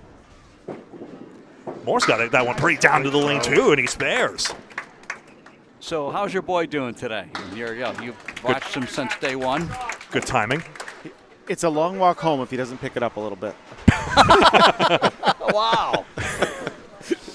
Whoa. Mm-hmm. No. He likes pressure on him. Doesn't drive himself, does he? He does have his own car here today, so. Oh, there you go. These kids are all so great, though, really. Honest to God. They really are. I mean, this is a great sport for them. They obviously come from families that care and are nurturing of the Candlepin bowling. There you go. Oh, well, it was that one short pin in the rack that wouldn't take the 6 down. Sure, blame the equipment. Sorry, Josh. Yeah, the nice 9-pin tournament, that would have been a strike yesterday. That's true. Where 9 pins counts 10 for a strike spare 10. Maybe the Cubica computers can learn that no tap isn't the only way to do games like that. There's ways to misplay this wood, but he's all over it. That's my afraid boy. He was going to cap it and then deflect it. Mm-hmm. Maybe you can get around it, though. That's the way to do it. Yes. That takes too much skill. Look at this. Didn't even get anywhere near the pin. He was so far off that he made it. Sometimes the wood makes it easier. Only sometimes. I love when that happens. To see how upset the other team gets. You did not deserve that. How dare you? Put a buck in. Well, we're about, 34-pin difference here at this point, if I'm doing my math correctly. Yeah, you can put a buck in for them. Candlepins4cancer.com as you see it on your screen. All right, looks like Paul Grant's back, so I'm going to let you guys go. Sounds good. You are very good at this, by the way. Oh, thank you. Well, actually, Paul's saying it's up to you, I think he's saying. So there is absolutely no pressure. I think our leader deserves a little rest. He does. Ooh, come on. But the fact that you wore theater makeup Folks, today, you have witnessed you have witnessed a historic moment. Paul Grant is burnt out for the first day in several years. In 5 years. Nobody works harder in this game than Paul Grant. No. Yeah. 5 years. Oh, wait, Tony, you've been doing this a few years too. I don't know if it's 5 years, but like. No, it's not 5. It's about 3 years, 3.5 years now I've been doing it. Still, time sneaks up, huh? It does. Moore gains 1 pin here, but it's still an advantage for Academy Grizzlies overall in the match. Next up, Wow, still hanging on to 5 pins of their handicap. Even though I was here for last year's match, who won? Which of the Grizzlies or the Grizzlies won. Grizzlies did, yep. Okay. I do recall Maxx doing quite well there. I'm a little embarrassed I didn't check the scores from the last time, but I'd never seen him bowl before till then. I said, wow, this kid is good. Must be his parents. It's his mother. He gets all the skill there. Once again, sucking up to his mother. Yeah. Yeah. There's that little. He still does that little head bob. That's a nice shot. Kid. Didn't need the wood. Maxx Levesque, the 3-4-6. Maxx Levesque. And a nice 51 plus 10. The French name that only has 1 silent consonant so people can actually pronounce it. Well, and I've known people Levesque. Yeah, we're not right? that. We're Levesques. Levesques, yeah. And it's not. Who makes that decision? Is there a Department of Levesque or in Quebec? Because that's what my dad told me it was, so that's what we're going to go with. Okay, fair enough. Bring him down here. We're going to have an argument. Well, my last name is Morin, but it frequently became Moron as a kid, so, you know. Mm-hmm. I can see kids doing that. Dylan just a little bit off right there. Tony Levesque just then. Mike Morin, and Greg Gouillart. Yeah, you're French, aren't you? In the Candlepin Bowling Network. Half French technically, but yeah. And the other half, did we know? There's some mix of like English, but somewhere up the line. Who cares? Levesque only lands 3 on the fill. Ooh, gets there. He's had 5 spares today, 23 bonus pins amongst them all. Sorry, Max, we're dropping you in it with your dad here. Pick up the single pin. Ooh. Moore gets 9, and I'm sure a stern conference as we get 9s aside. Anyway, get this. All right. So we are halfway through exactly with a 21-pin difference. Academy Grizzlies with the advantage by 21 pins as we begin the second 15 strings of today's match. Yeah, there were important pins for Levesque to get there, and he was opposite that 3 box, so it was a 10-pin gain, and now Mixed Up Wow actually making a pretty good pace here. They'll need to do a little more to take down the match, but now they're on the right track. Sperounis, I think his arm was a little late there, still grabbing sticks. Where's that turning? Not into the 9. Bakke gets it. He works here. He knows how to play those shots here. Dylan has grown so much as a bowler over the past couple of years. Yeah? When I first met him, he was like a 60 average bowler, 65 average. And he is just lighting it up right now. Wow. How high is this average here? Do we see it easily on the sheets? What are you looking for? Bakke's average at this point. 102. 102, yeah. There we go. And he's got this one for a strike on spare. Just as you do that, he shows us why he's getting better and better all the time. You got the whiteout. We're going to need to increase that average. Now, Sperounis seems to adore being a coach. I mean, do you get that?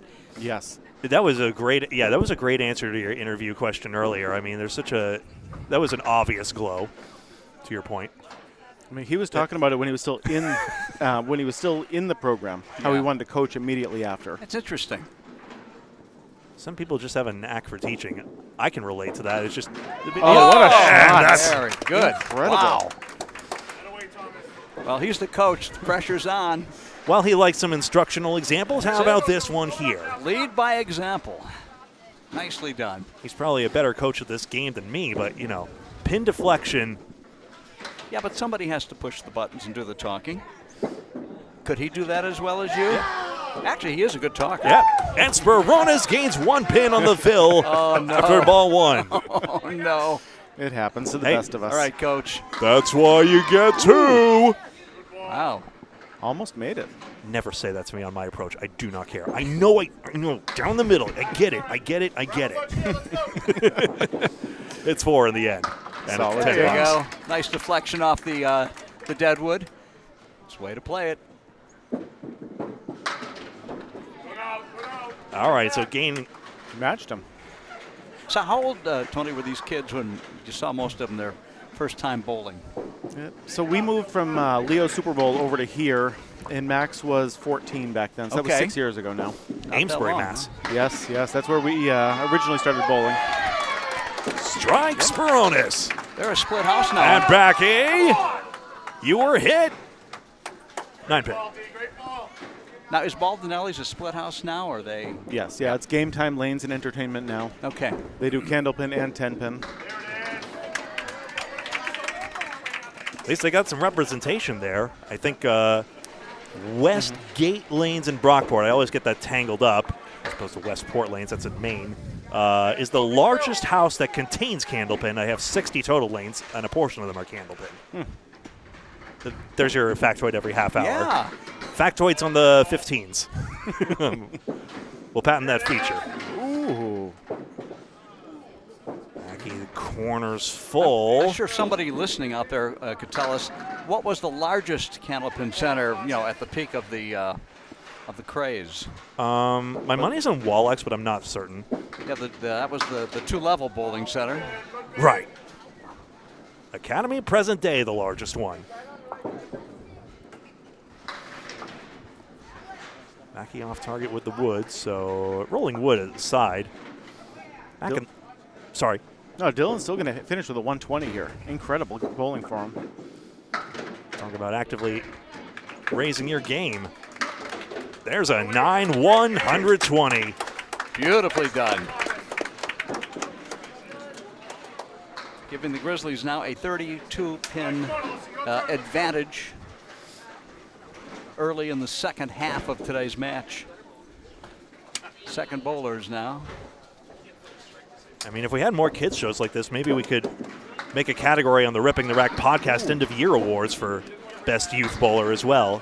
Hard to get them in the limelight. And I'm also not sure if, well, I wasn't sure if all the kids liked bowling in the spotlight or whether it's just like, leave me alone, I just want to bowl. But when we did the the CBA did the Youth Pro event here, all but one signed the permission slip to be streamed. So in terms of bowlers wanting to be on camera, most did. But you know, they're not mugging or they're not doing anything crazy. They're just being with their friends, and the cameras happen to be watching. Still bowling well. Smith just luckless on that shot. And the people seem to want to watch it too. I know my stream did really well that day. Oh, and we've probably bumped up another couple 100,000 people with you being with us today. So I don't know about that, but you know. So the stream, what was your podcast? So that was a Magic podcast I had. Okay. But I stream my bowling matches every single Tuesday, and I stream the Friday Night Pro League. Oh, cool. On my TikTok and YouTube page right now. His phone camera fits in Riverwalk, ours doesn't. There you go. Yes, it does. I mean, they'd have to like unscrew the chairs and everything, so you can have it. Mark Ritchie is amazing and actually went out of his way to do an interview here on Candlepin Bowling Network with Paul Grant as well, but just wasn't. So really appreciate him devoting the time. Not a lot of views in that video, and I think that's one a lot of people should watch because it has a lot of history in it as well. So I won't say much more. You guys can check it out. It was somebody over there, but every year Eve Plum, of course, who played Jan in the Brady Bunch, vacations with their family in Salisbury Beach, and I forgot who it was that called me and said, hey, she's here now, because I was doing radio at the time. And so we got her to pose with a copy of Lunch with Tommy and Stacia, which she was kind enough to do. Very nice. And you said Facebook Marketplace is now... That's true. You can get it there. Or you can just get in touch with me. Mike Morin. A number of bookstores and bowling centers do carry it. Is it still you in the profile picture, or is it, what is it, Portia, your dog? No, I've got an ape doing the Macarena right now. That's my profile picture. I believe you. Are you serious? I am serious. Go to Mike Morin on Facebook. You'll see. Kaufman took the lead of 9 versus 3 there. Took the lead for Academy Grizzlies. Beautiful shot. Now Smith's got this 10, and Kaufman the same 10, so it's a 1-pin advantage in the string for Academy Grizzlies. So, Tony, maybe you know she plays the ukulele. Have you seen her do that? Sammy does? Yes. I have not seen that. No. Wouldn't have figured. I wonder if it's in her car. Boy, that'd be a great way to end today's program. She's a bright personality, and it tracks. Down goes the 7, just the 1, 2, and 4. Kaufman the half Worcester. So Alyssa's favorite bowling moment was throwing a triple strike. That would be nice one day. I wouldn't know. I can't speak to that. Yeah, I've had three a few times. I've had three a few times. Yep. To win a match one time, I threw a triple to win by 2. Wow. But it didn't matter. Like, overall, it didn't matter. Yeah, but it gave you something to talk about today. Yeah. I had said to my opponent at the time, we were doing the ACST, and I was like, oh, if I just throw a triple, I can win this. And it was the last match of the season. Literally, we were just hanging out, having a good time. And I did. Boy, that's a story that gets told around campfires across New England frequently. Didn't win a lot of money for it, but it was didn't win anything for it. But if you ask Paul Atkinson, I bet he remembers. Just like Aaron Fontaine threw a 236 high single, and it was just like, but does it count? I don't know. The bro threw it 60 feet. I know it was but it was a money match too. I mean, he and Luke Marvin were playing for stakes there. Wow. So, 236 is probably the greatest asterisk of all time, alongside Shelley Carr's 215 claim at Metro West Bowl, Framingham. As long as you got witnesses. you ever see my 300 video? Oh, yeah, that totally happened. It was released on April 1st. It was released April 1st, but if you watch, I threw 12 strikes in a row. So AI, was it an AI production? No, I wore the same outfit every single time I bowled for a few months. And I finally got 12 strikes. I love it. That's great. I'm going to have to get your contact information to watch some of this stuff. Kaufman gained 17 pins have too much time on your hands, Tony. That I do. I've seen but a you're lot making the most of it. Sorry to step on that. I was just mentioning there's a YouTube videos out there of like, I've locked myself in a 10-pin bowling alley until I get a perfect 300. Maybe it's until you can get that dozen strikes. Right, there is such a...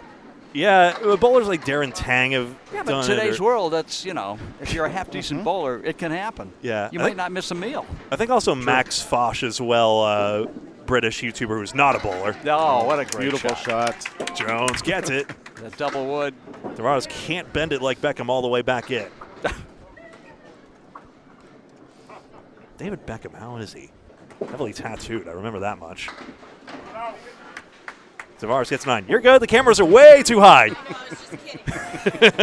She's probably, about 5'3", and the cameras are about 8 feet. People are just used to cameras being in the bowling alley nowadays when that was, like, unthinkable. I mean, there's an argument Bob Lee no. He didn't start it. Alley Chat did, but Bob Lee really capitalized on, like, let's stream these things, like, what does it take? Or actually, he just sidled up to ACST, the Atlanta Candlepin Single Store broadcast, and said, hey, can I just broadcast it like I'm a play-by-play guy? And they're like, yeah, sure.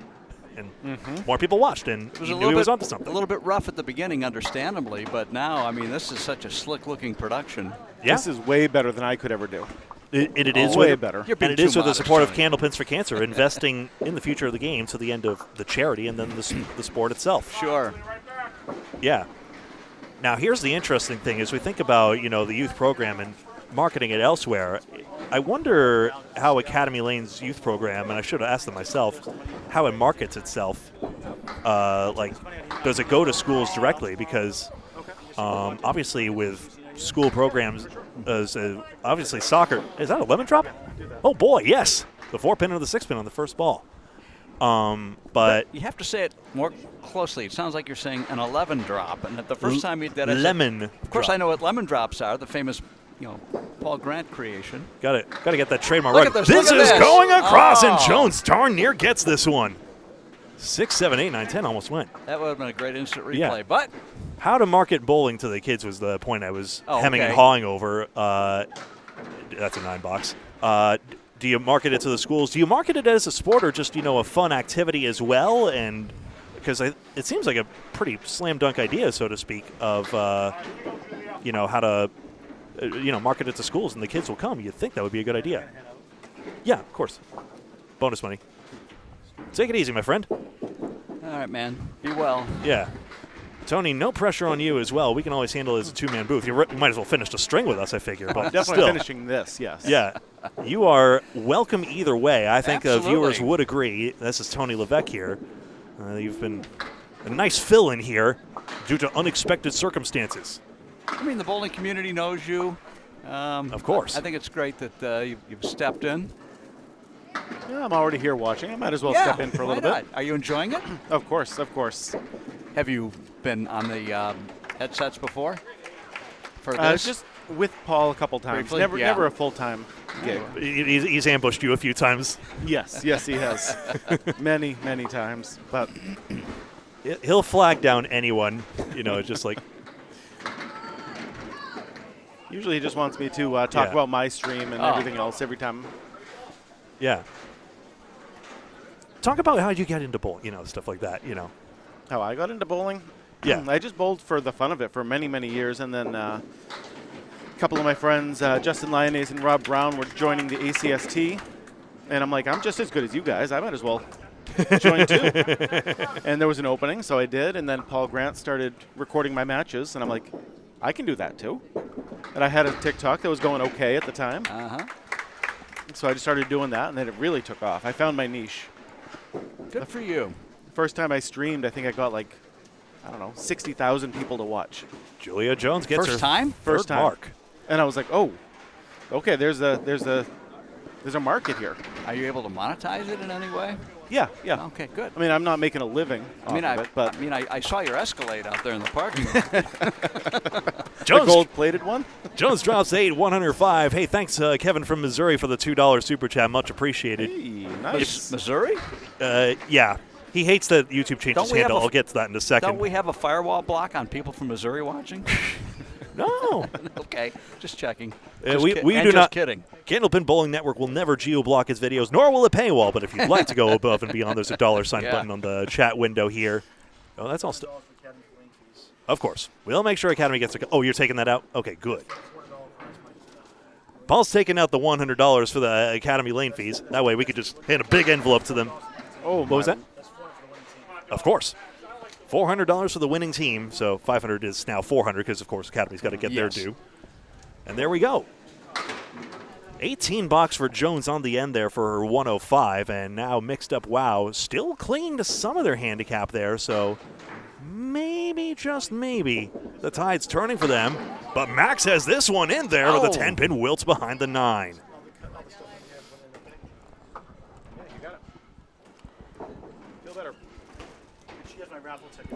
More if his engine gets started here. The Academy Grizzlies could be in good shape here.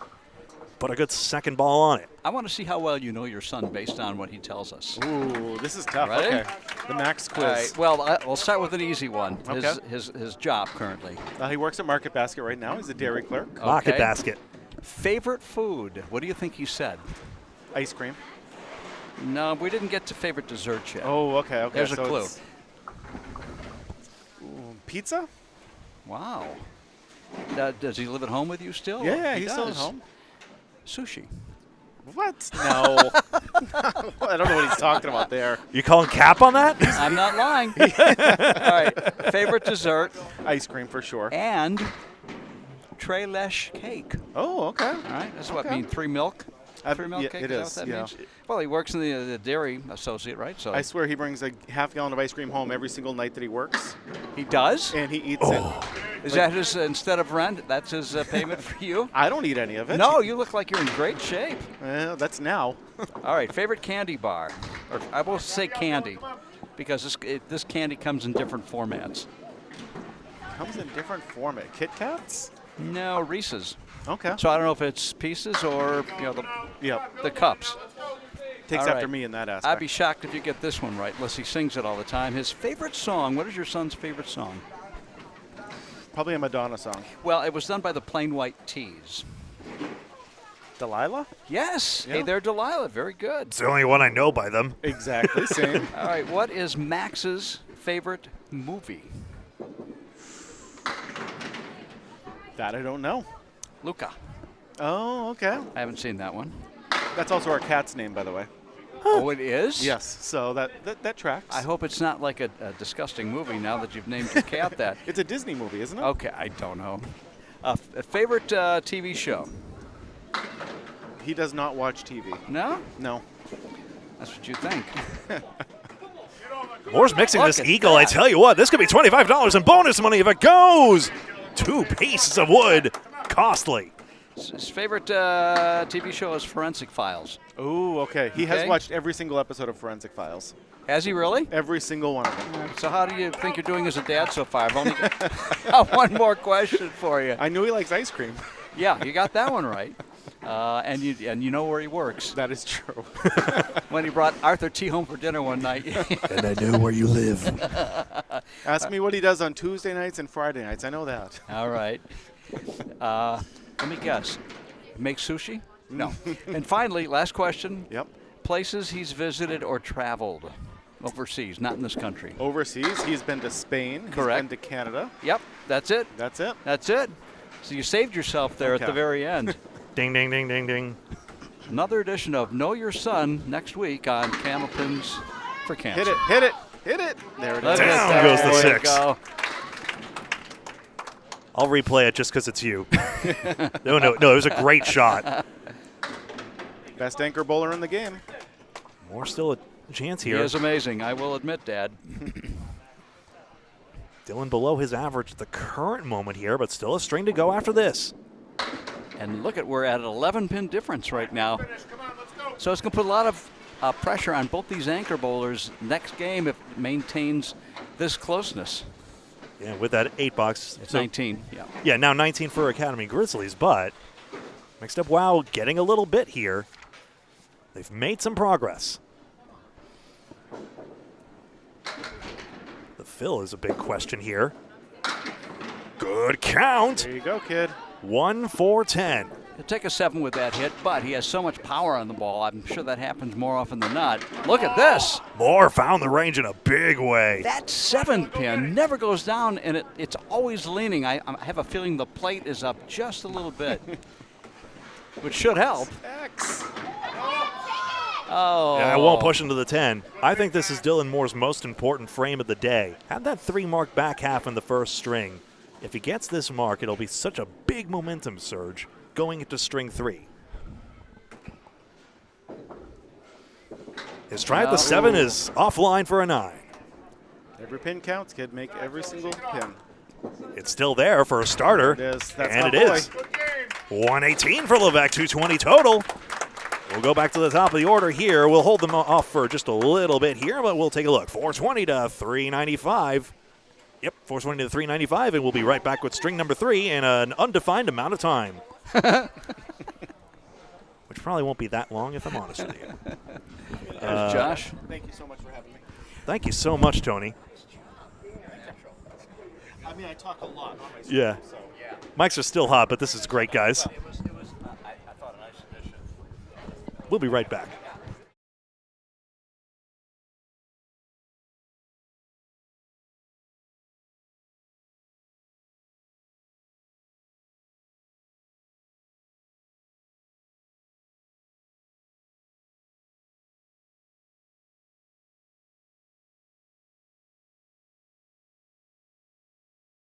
Well, and welcome back, everybody, to string number 3 of 3. Sorry, I didn't tell you we were going live, did I? Thank you to Tony Levesque, the dad of Maxx Levesque, who joined us in the place of Paul Grant, who is a little under the weather, or a lot under the weather today, I should say. Yeah, a lot bit. So he's out. It's just you and me, pal. The 2 birthday boys, February 27th. Dun, dun, dun. And a very close match. So 23 pins. Bakke gets a mark immediately there. So Mixed Up Wow again spotted another 28 pins based on the format here. 90% of the team averages, opposite the Sperounis 9. So with that, now 16 pins for Academy Grizzlies, the better team on paper to make up. Sperounis 4 and 10. So can he make this wood work for him on lane 4? Do you hit low or do you hit it high? I've always been surprised the textbook on how to play wood isn't more well-defined. I thought there would be some textbook on Hansen's guide to playing live wood or whatever. Well, we're going to get to see it all over again. We'll only count for 10 if he gets it. Hey, there's money in book writing if any of the retired pros want to have a go at it. Is there? So I have it on news good. to me. I have it on good authority. 10 and 9. It's $400 to the winning team, and Paul suddenly said, "Oh yeah, we are paying bonus money today." So yes, $25 in a row for bonus money. Julia Tavares has that. There is the triple strike pool, and oh yes, the strike challenge as well at the end. $100 to anyone who can throw a hammer on the last ball. So you could possibly give $800 away. True. 3. And you can make some good money here. Let me check DraftKings and see what the odds of that are. No, we're not betting on collegiate sports. Oh, I forgot. We're not doing that. The ethics of the situation. Gambling was a part of Candlepin culture for the longest time. I mean, especially when the sport was in, Well, I think basements. it still is, but not quite to, I don't think, to the degree that it was. Because the stories that I got for lunch with Tommy and Stacia were pretty amazing. I mean, talking about going way back into the 50s. Mm-hmm. And some of the big names and some of the stories. Which you can learn if you buy the book. I'll tell you one of them. I'll tell you one good one. I know you read the book, so you've probably heard it. Mm-hmm. Mike Sargent takes his son Chris Sargent up to Maine for a pro tournament. Now, Chris Sargent's 8 years old at the time. Mm-hmm. Mike Sargent is dad. And there's a guy up there who thinks he can beat Mike Sargent. Not too many people have done that, especially in money games. So they put a bet of hundreds of dollars, as I recall. And, of course, Mike Sargent did win. And the guy that lost did not have the money. He wasn't good for it. So he said to Mike Sargent, come on out to the parking lot with me. I think I have something that I can, make it right. So there's a big St. Bernard dog, well, actually a puppy, St. Bernard dog in the car, and said, would you take this? And Chris Sargent, who's 8 years old at the time, says, oh, Dad, yeah, can we have the dog? Yeah. So they went home with a St. Bernard dog, which, of course, it's a cow to feed. They're monster animals. And that's just one of the oddball money match stories that's out there in the internet and in my book. Mr. Spumoni, nearly Mr. Sperounis, of course, but nicknamed Spumoni, doesn't get it to go. I think the biggest surprise hearing that Chris Sargent doesn't seem the easily enticed by puppies sort of personality. No, well, when he was 8. No, you're right. You're right. He's not, or wasn't.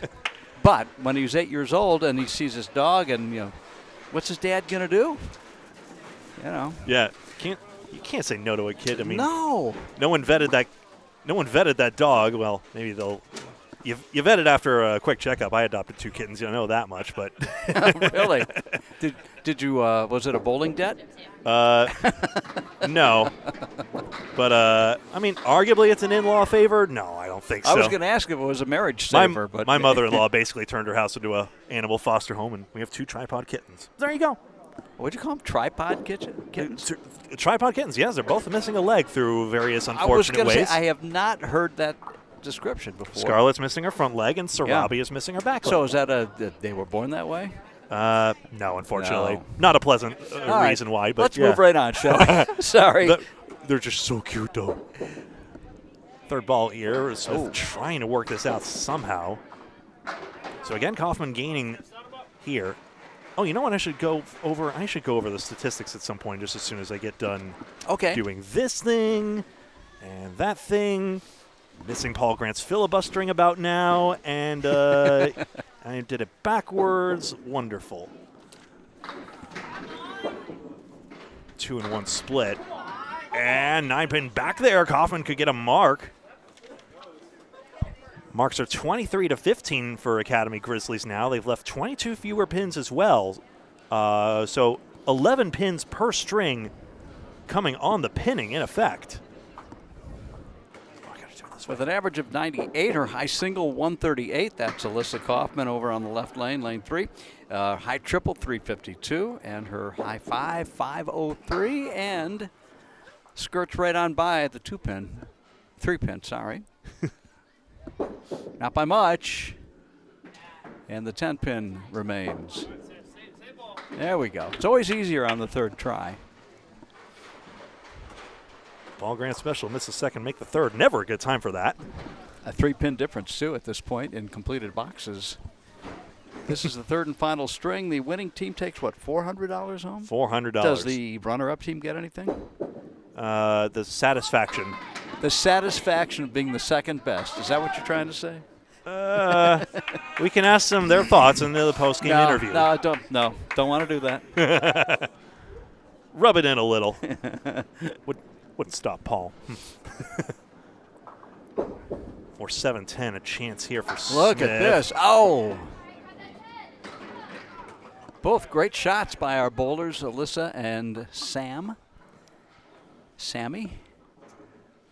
And head pin accuracy pretty similar again here, just 6 apart. So beautiful.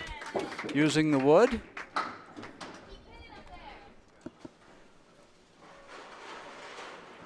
All right, well, those 2 bowlers are just 2 pins apart, and the match is 5 apart. So every... Sammy Smith. Make some noise, she says. Let's go. Make some marks. Oh, no. Yeah, you asked for the attention, hey. 4-7-10. Oh, man. All right, so this... both aspects do matter here, but... This should go for Sammy Smith, but she'll need to hit it probably on the stripe or a little bit below. Yeah, Bakke got the 1 spare. That's 6 pins. The other 6 have come from pinning. Yeah, a little too low on that, or a little too high, I guess, depending on how you define it. But it was a great try. She had the right idea. I figure high closer to the plate edge. I've never actually seen it written in a book, but high closer to the plate edge and low further towards the curtain. Obviously, the apparently curtain distance from the back of the plate is a contention, especially when the often maligned Canadian standard of Candlepin lanes. Yes, our game is in Nova Scotia and New Brunswick as well. Yeah. You know, the ICBA has strong feelings about the fact that the pin plates are flat on the sides there and the curtain is a little too close. Yes. And how do you have uniform scoring records if you've got differing equipment standards? It would be apples and oranges. I mean, at least today everyone's bowling on the same pair of lanes, so you can compare these scores just fine. Smith's Bears. There we go. She wanted noise. She got noise. Cause effect. Well, I said get a spare, get a mark, and she did. Yeah. Good advice, Coach. You should run the academy youth program. I just think you're all doing a great job. Just keep doing what you're doing. Puppy dogs and kitties. Yeah. All right. Candlepins4cancer.com is the website of our 501c3 charity. Founded by Hall of Famer Al Johnson. Candlepins4cancer.com. I'm sorry, I should really put a QR code on screen, but although then again with a QR code, you don't have enough hands. If it's on your phone, if you're watching on your phone, there you go. Oh, Julia Tavares with a 9-pin drop struggled last string, but we saw her capability. Julia Jones, we saw her capability just yesterday.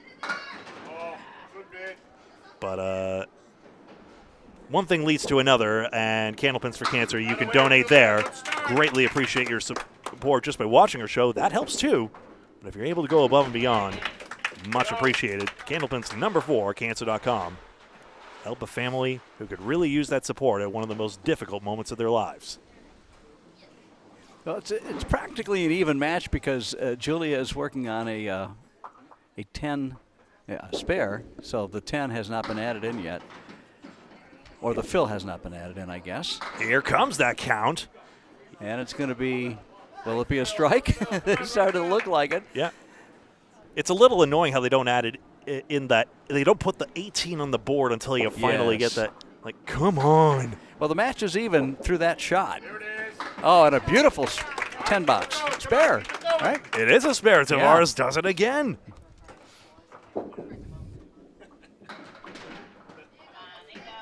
Down goes that 8-pin, so Jones manages a 9. So Dylan Bakke, 236. Tavares, 225. And Maxx Levesque, 220. Julia Jones, 203 coming into this. Some standout performers here. Jones has a good amount of wood there. Not too much wood syndrome, I don't think. No, and it's all probably touching, so. There it goes. Gets that mark there. Tavares does not make the spare to the accountant's delight. That would have been more money out of the envelope. She's already got 3 marks in a row and has $25 there. Now takes a 9 box. It is so much fun watching these young people bowling.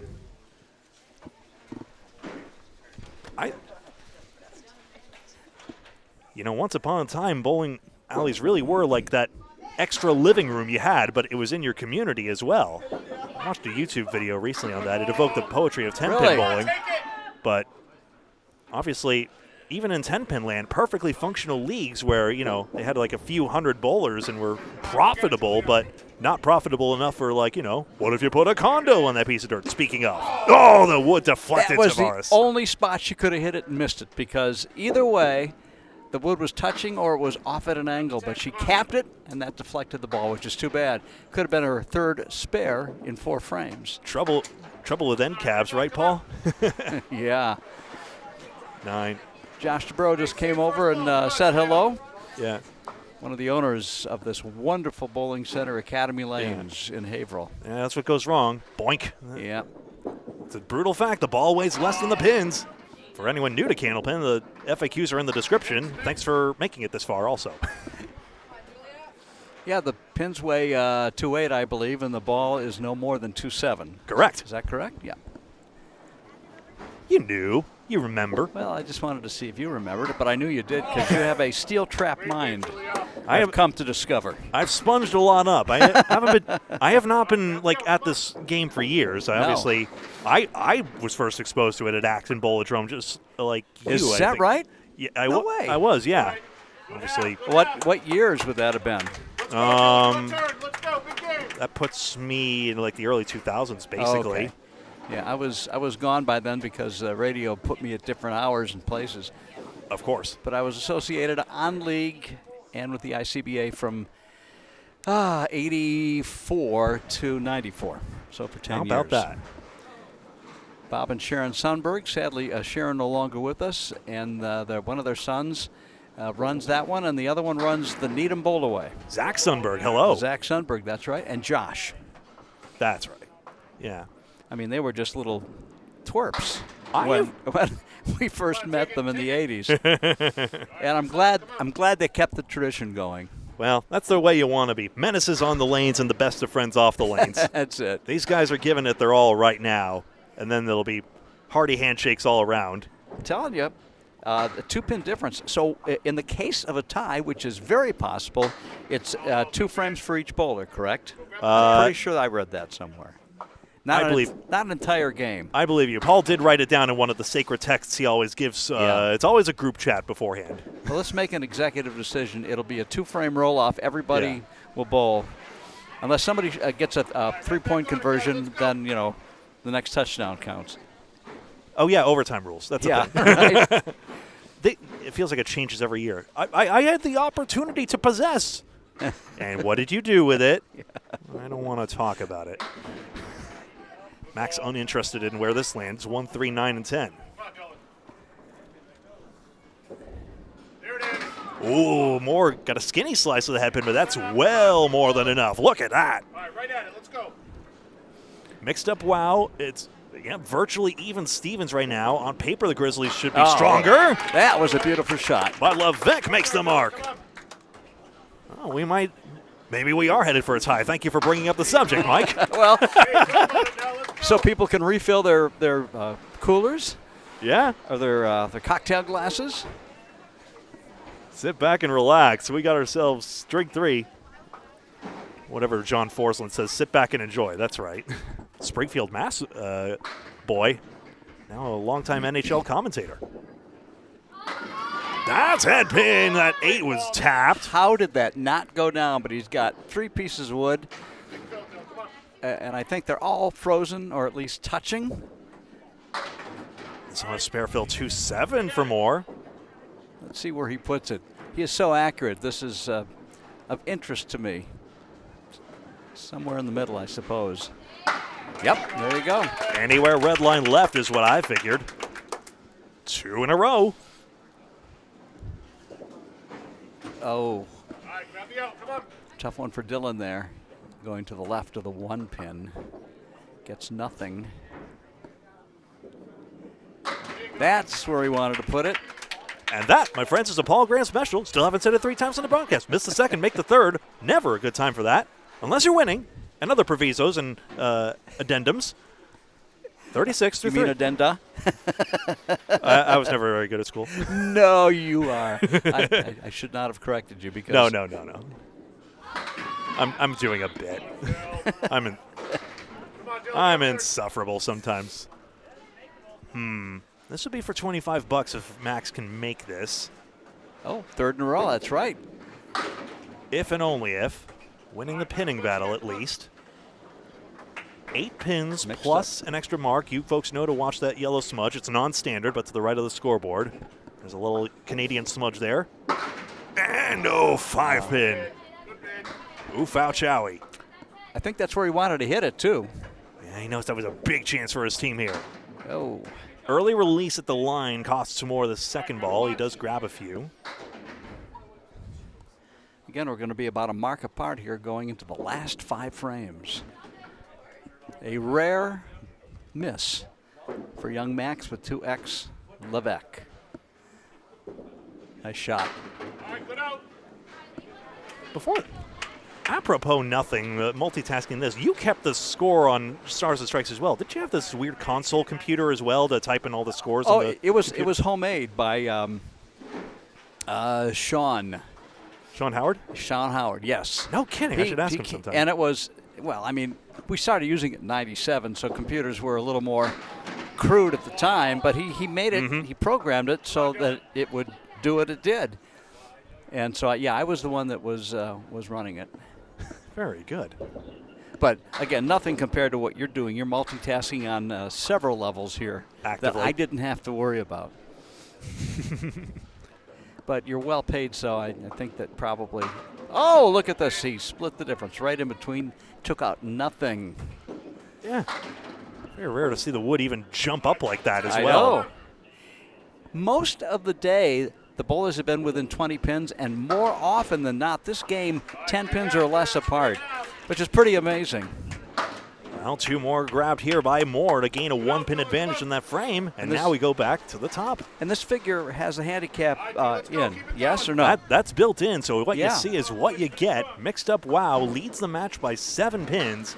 On paper, Academy Grizzlies should be able to make that up in the back half, but will they? Well, the Grizzlies did have the lead for most of the day, so Mixed Up Wow is now enjoying a very narrow lead with the 1-7-10, the big 3. Bakke can pin out a 110 average. He's got the 1-7-10. A jackpot shot on many other bowling shows. 10-7. Oops. Back when they announced the number on the postcard, I would have written 1. Just aim for a corner. Isn't that easier to get? Oh, no. What about a lemon drop?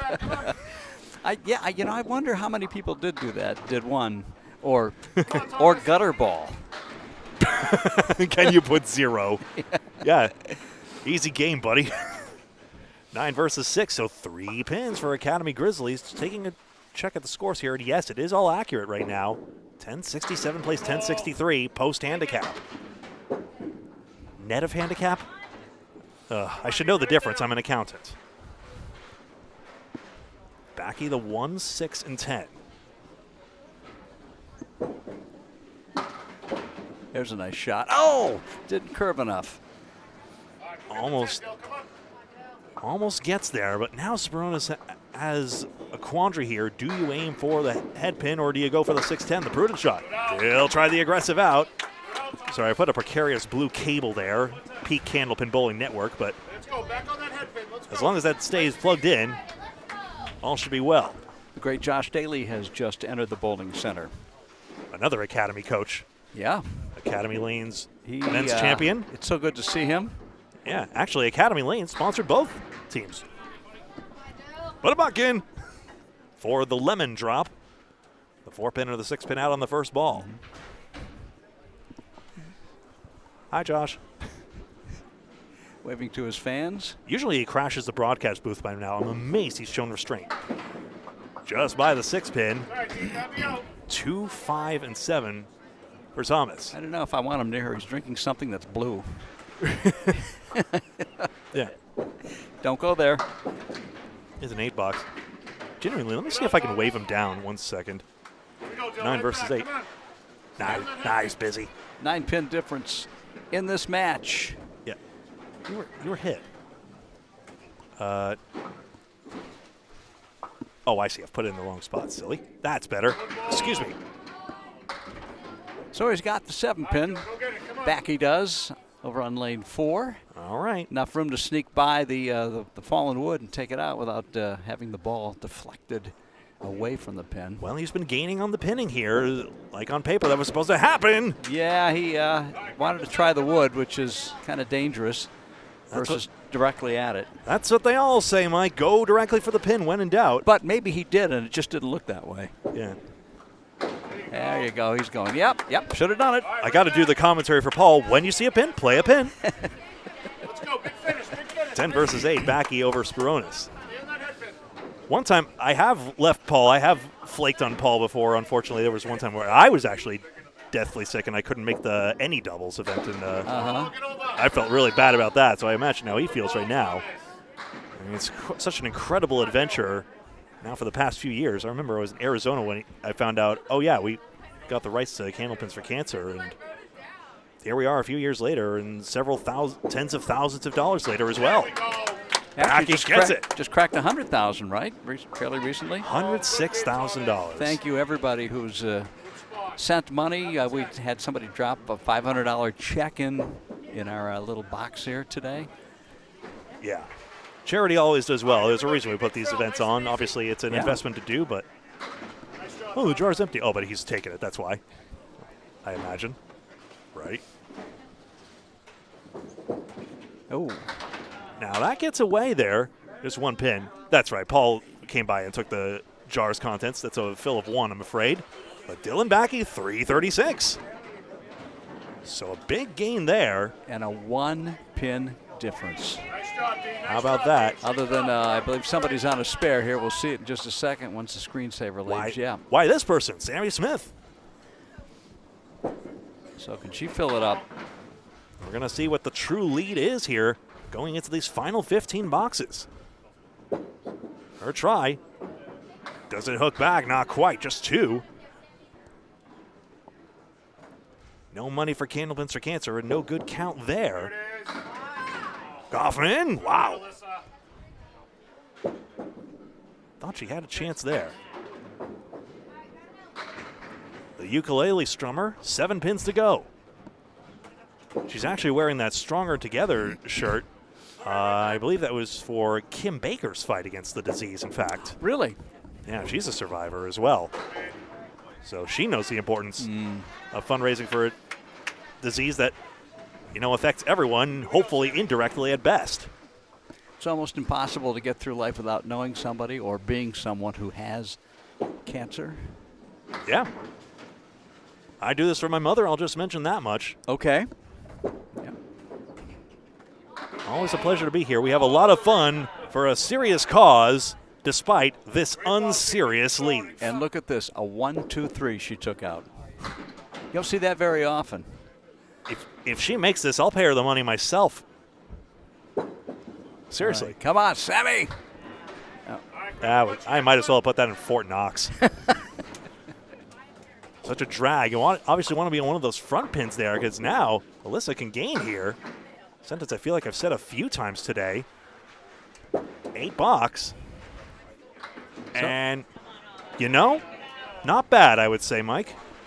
Can't even mark that a split there. The Grizzlies have regained the lead after Mixed Up Wow had it, but again, it's not even a marked difference. It's going to come down to Dylan and Maxx, the anchor bowlers for these two fine, youthful teams. Yep. Just 4 pins out here. 5, 6, 7, 10 for Kaufman. And absolutely no wood. Just depends on how you hit the head pin. If you hit it on the crossover side, no one says Brooklyn side around here, but there you go. No.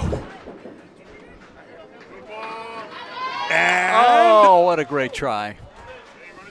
Not enough steam on the ball, but the accuracy was right on spot.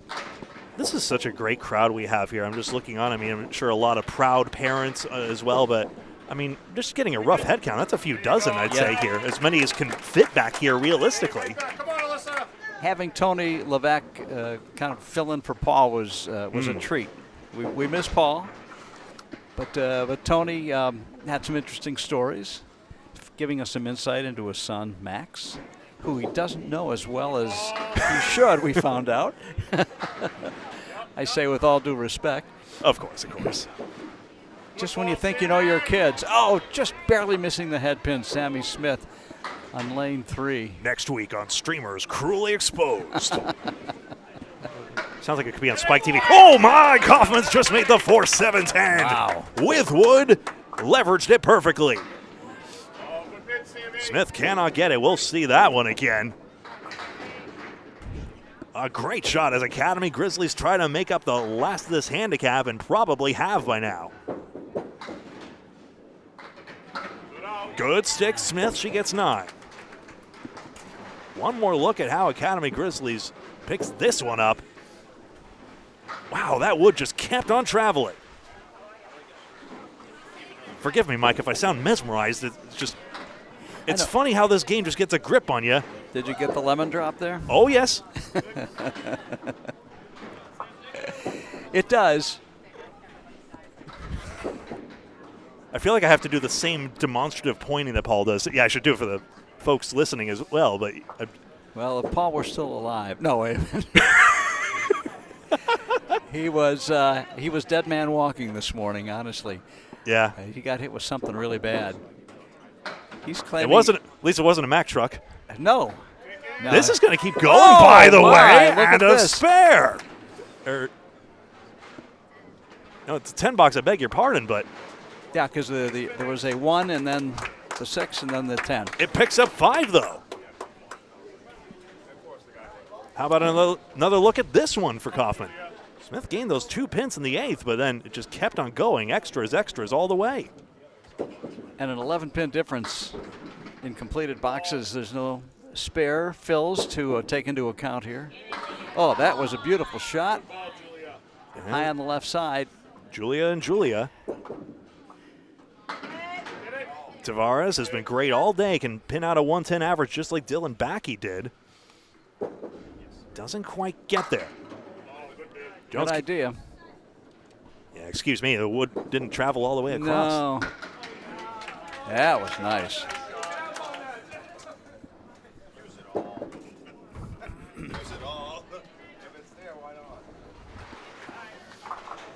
What an interesting situation here. So 12 pins for the Grizzlies.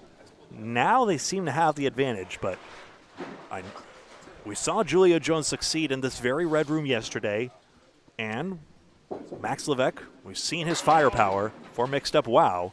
They could still even the all-time scoreboard to 1-1. But of course, this event will be semi-annual, not biannual, semi-annual. Mixed Up Graduates, we greatly appreciate all of you folks watching here on Candlepin Bowling Network. Worth mentioning again that should this end in a tie, after all this bowling, it will be a 2-frame roll-off each bowler, so a total of 20 boxes. 9 box there. Prudent plays to the right side. Jones had the idea, but gets 8. So right now I got to think through the bonus money as well. You can do it. I got this. I got this. We're counting on you. But it's just Julia Tavares with the 3 marks in a row here. That's it? So far. That's all we've given away today? Dylan Bakke got a little unlucky. He had a 4-mark back half in the first string, but it was spare strike, no mark, spare. Both bowlers in the 1-3 pocket. One leads a 5, and Tavares leaving a 10-pin. This could tilt the match either way. Mixed Up Wow needs 2. When it's this close, absolutely. Tavares? No. Yeah, I don't know if she really wanted to hit the pin directly. Probably. Went too far to the left. With the curvature of her ball, maybe not. This is good enough. Close. Tripping the pin from the bottom. Spin to win, baby. We'll score that a 9 either way. Yeah, fine margins here. Jones actually twirls the pin so much by playing that far right that it actually doinks it actually from behind.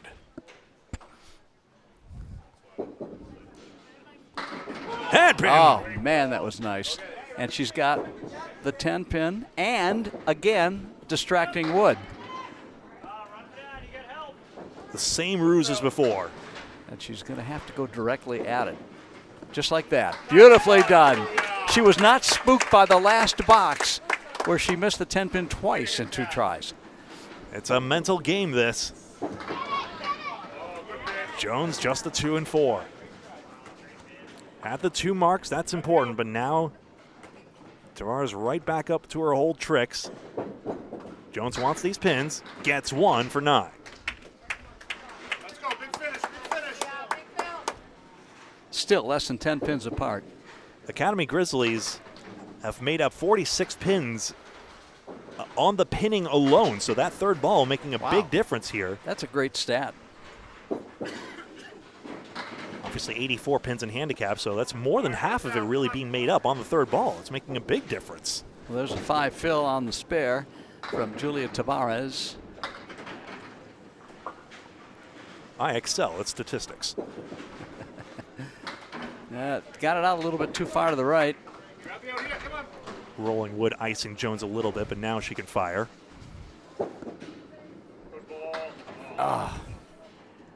Hate when you lose the 2 and the 3 pin. But she was so close to hitting it just right, and then just gets 1 pin out of the 6. Yeah, a so close shot loses the worst pin. Now she's got to slice the head pin. Not happy with that, obviously. Yeah, had a chance to gain opposite that 6 box instead. 14 pin difference, and it's down to the anchor bowlers, which is why they get the big money, because they're the ones that have to be the difference makers. Absolutely, though they'd better split the envelope evenly. I'll see to it. You will, huh? Well, you're an accountant. You know how to do that. Yeah, hand the envelope and run away. It's your problem now.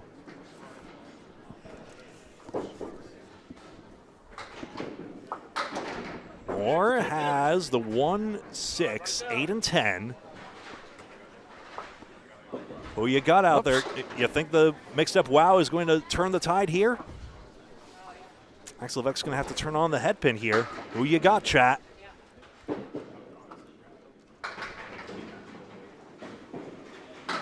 Oh, there it is. Got this one. 1, 6, 8, and 10 to grow the Graduates, the Grizzlies lead. They are Graduates. They all are. So 14 pin plus a whatever the fill is for the Grizzlies. Beautiful shot. After a really tough first ball, he ends up with 10. Yeah. More, I think, would say he struggled by his standards. He has a 105 average through the first 2, but coming up big with that second mark there. Come on, Dylan, big fill. Tavares had 3. Bakke had 2. Dylan has the higher average at 111, and Maxx Levesque at 107, which makes him essentially, parity. Especially when it comes down to 14 pin difference. However, Dylan is working on a spare, so it will add a few to the 14 advantage for the Grizzlies. Strike would be massive, I'll just say that much. It's ripped away 5 pins. Got away from him. It went right. He's got 2 double woods and the 9 in the back. Gives Levesque an opening. There you go. And he drives right through. His 3rd mark. Moore misses the 8 pin. He sure didn't choke, though. He hit it probably where, most people would. Heck of a bid. A term that confuses some people. What auction? Where? Why are we bidding? Is this eBay still? That's a 9. Wow. So just like that, 18 pins but minus a strike, so Levesque can pick up a few sticks. If he doubles, if you manifesting the XX means double strike actually means something, then Levesque actually takes the lead for his team. This would be the time to do it. Moore cannot break the split up. The wood's interesting. Maybe. A double? A double? Wants it! A double! The 6 is hit! Yes! And Maxx Levesque doubles in such a huge moment. Oh.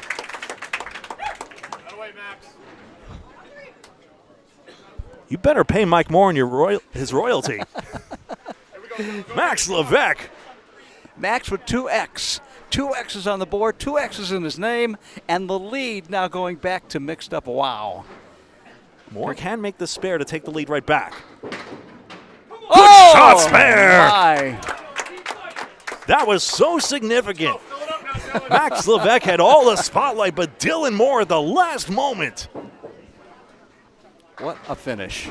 Plays the wood perfectly.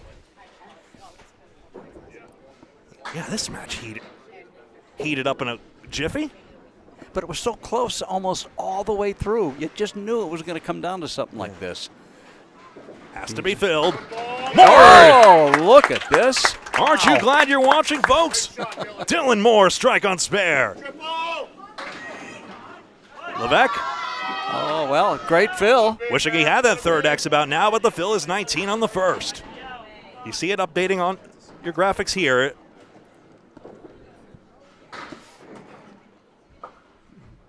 Big count there. The machine on lane 4, he'll re-rack it once out of respect. Dylan takes a shot here. Got it. Wow. Talk about pressure. Strike, strike, spare. All right, here we go, Dylan. Big finish. All right, so where do we stand? A 1-pin difference. Both bowlers working on marks. Scoreboard top right is accurate, as Mike says. Wow. Paul, this is a great match, right? Oh, it's killing him. I know it. Bombs away, baby! Bombs away, baby! Wow! Shoot, I gotta get all of that. Don't hurt yourself. And please don't spit on me again. Again?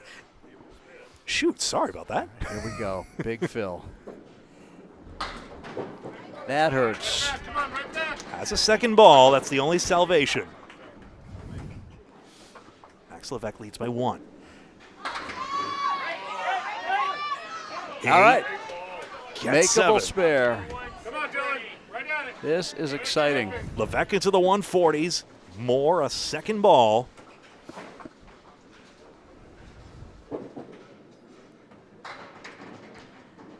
If he spares this, Academy Grizzlies does have the lead going into that last one.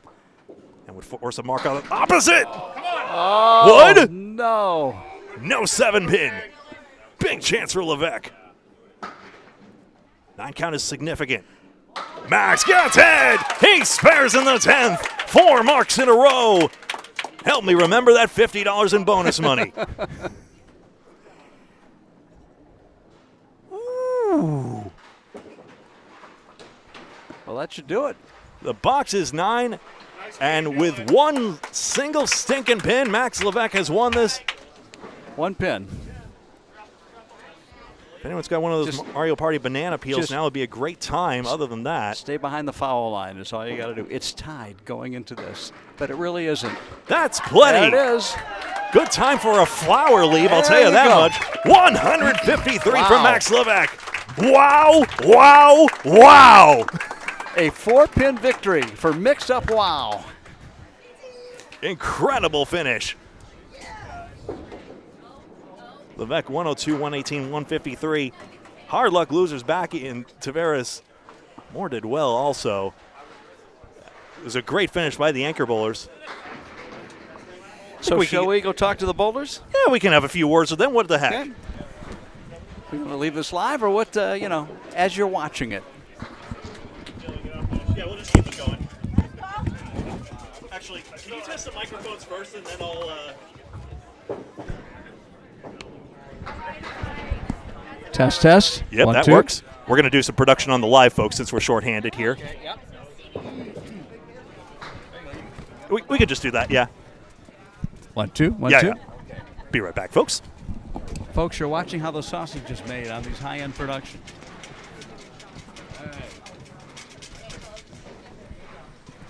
Mind if we scooch past here?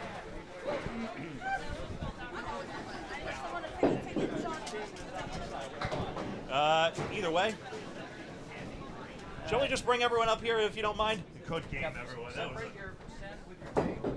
yeah. Actually, I think talking to the anchorman would be. Yeah, we got to start with the anchor bowlers here. So, are we all in the camera shot here? Like, good enough. Hey, Dylan, heck of a run there. I mean, how intense was the energy in those last frames there? Too intense. I mean, such a close game all around, and I wish I could get there just to get that win over it. But Max is just, he's a good bowler.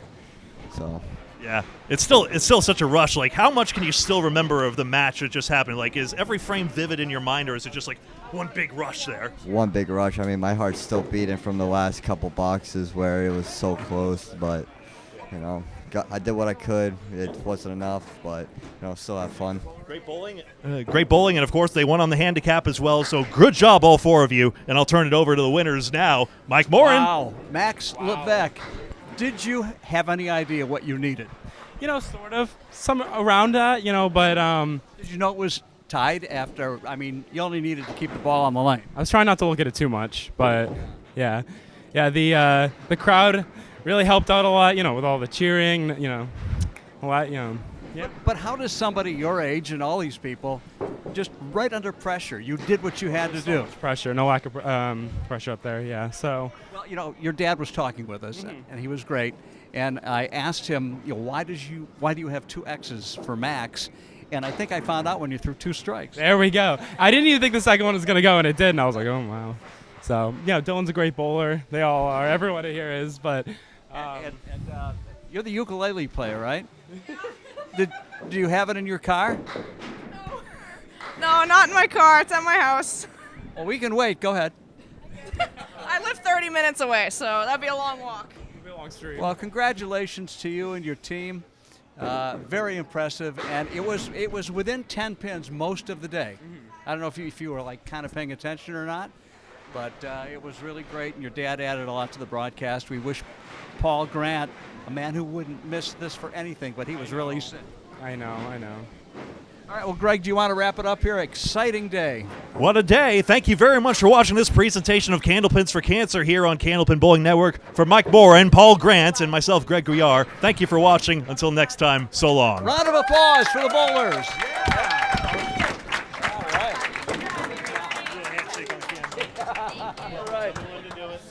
Fun to bowl. They all do their stuff. I'll clean this up. Great. Good talking to you. 210. Guys.